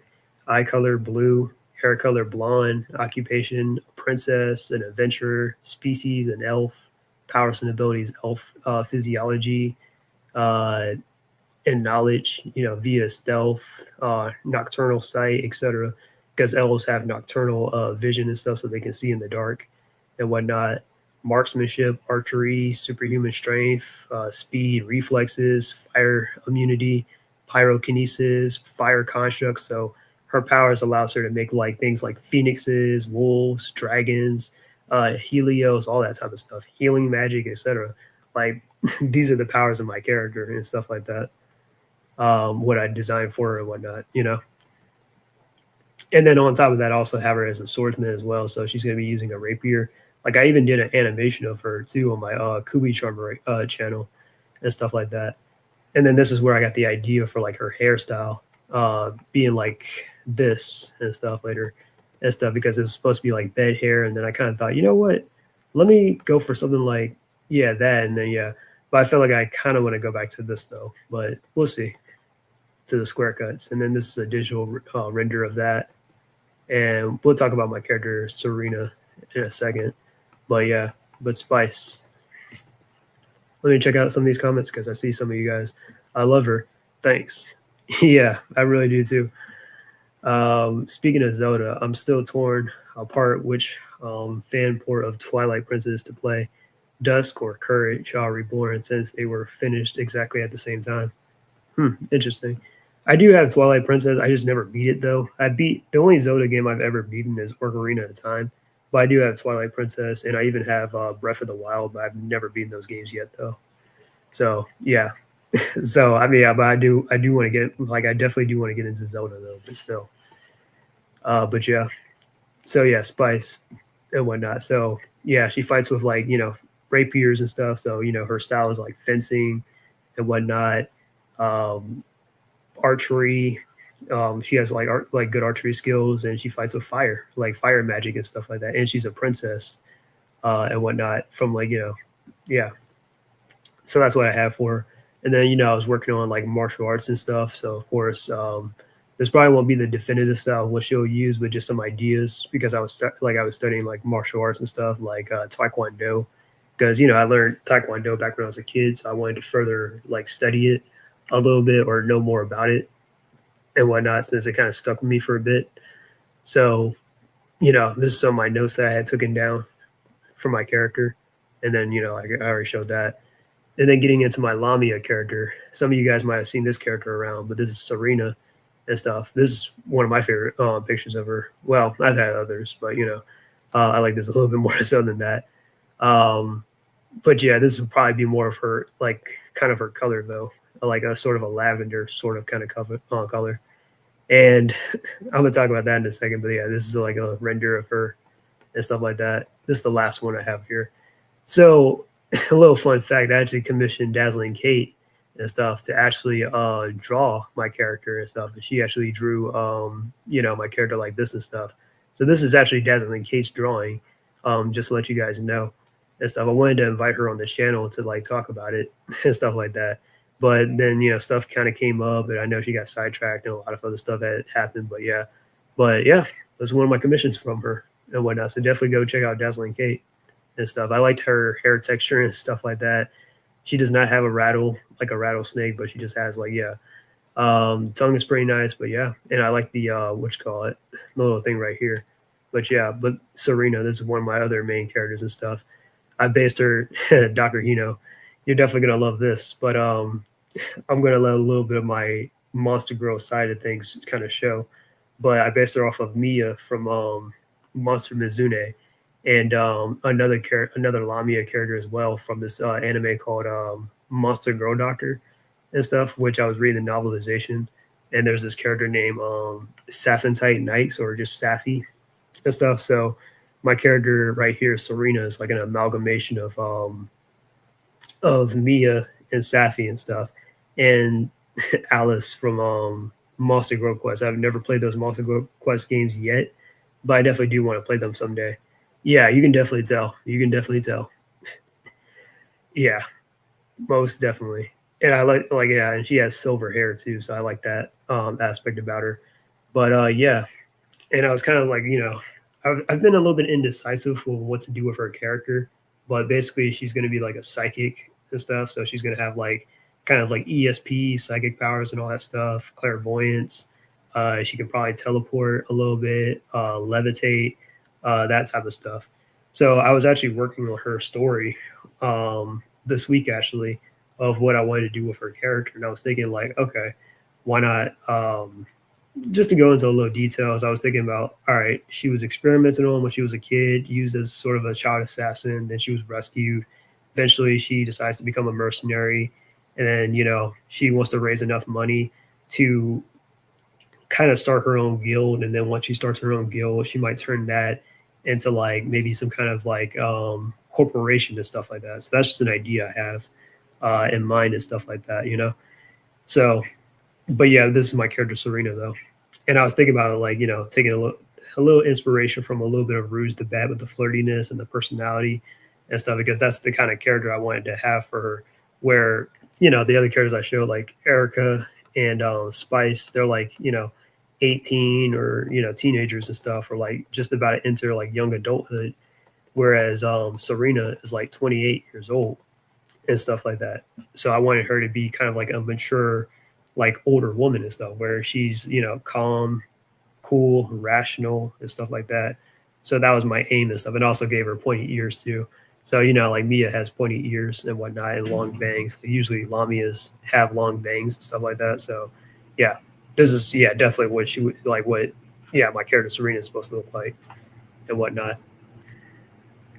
But yeah, never beat the Legends of Zelda. Played a bit of Twilight Princess, and yeah, I had those games too, but I never beat it though. Breath of the Wild.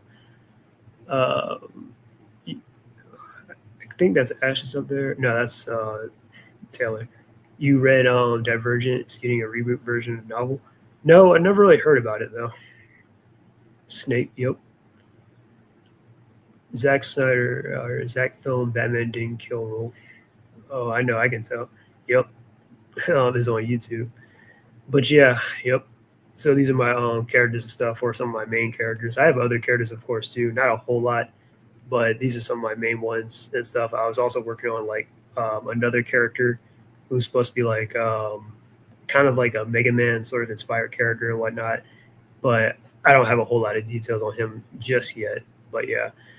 But yeah, so I mean, you just start off with like, you know, a lore Bible and stuff, and you have like a concept or an idea of what you want to do and stuff. Like for certain characters, like I was thinking like, okay, I want an Oni character.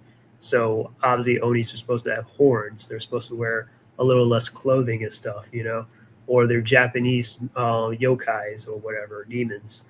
And then, you know, elves and stuff, you know, they usually come from like Celtic mythology and stuff like that, or Norse mythology, depending. It doesn't, you know, it varies. But yeah, they're supposed to have pointy ears and stuff like that.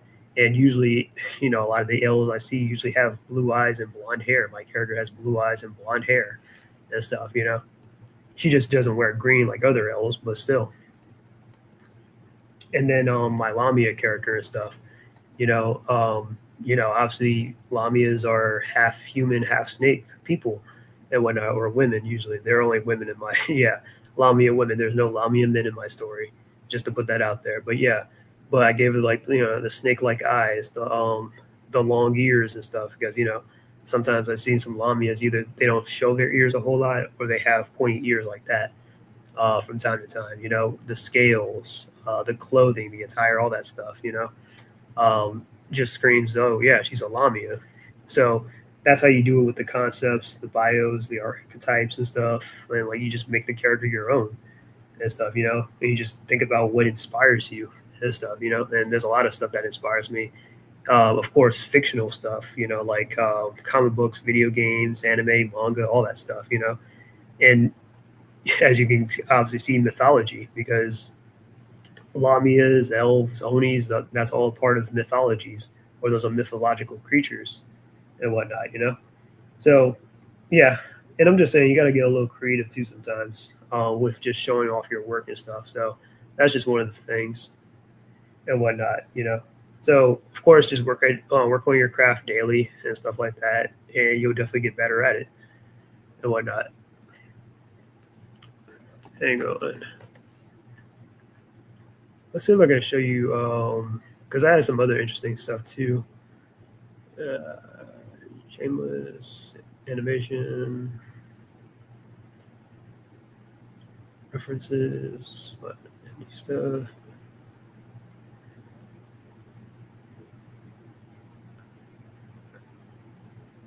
But yeah, all right. Well, I'll leave off there with that one. But let me check out some of these.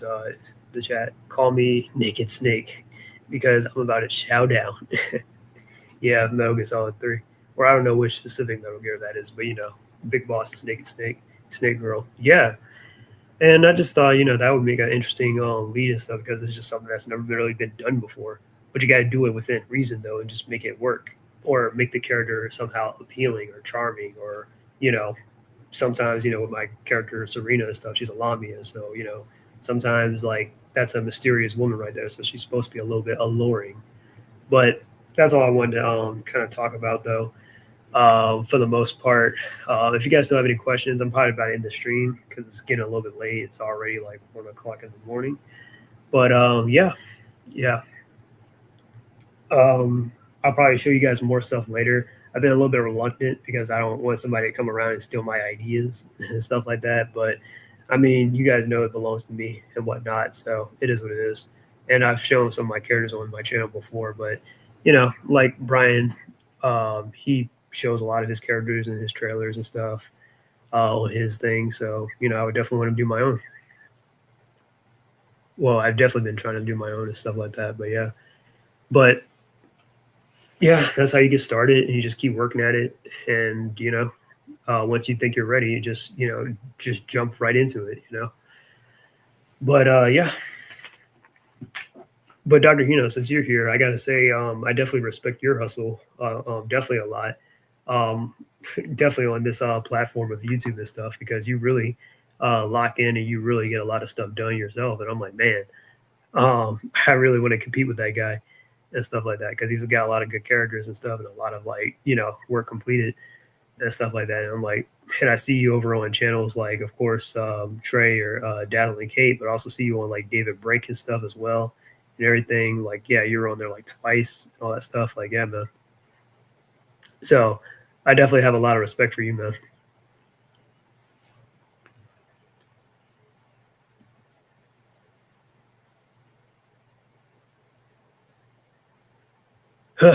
Anyways, but that's pretty much about it. I'm gonna probably see you guys later, or I gotta get some rest, of course.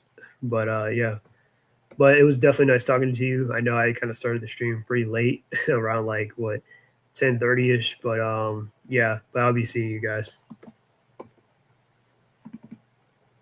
I'm just addicted to it. Thank you, Fox. Yeah, no problem. Yeah, but yeah, I'm like, it's a healthy addiction though.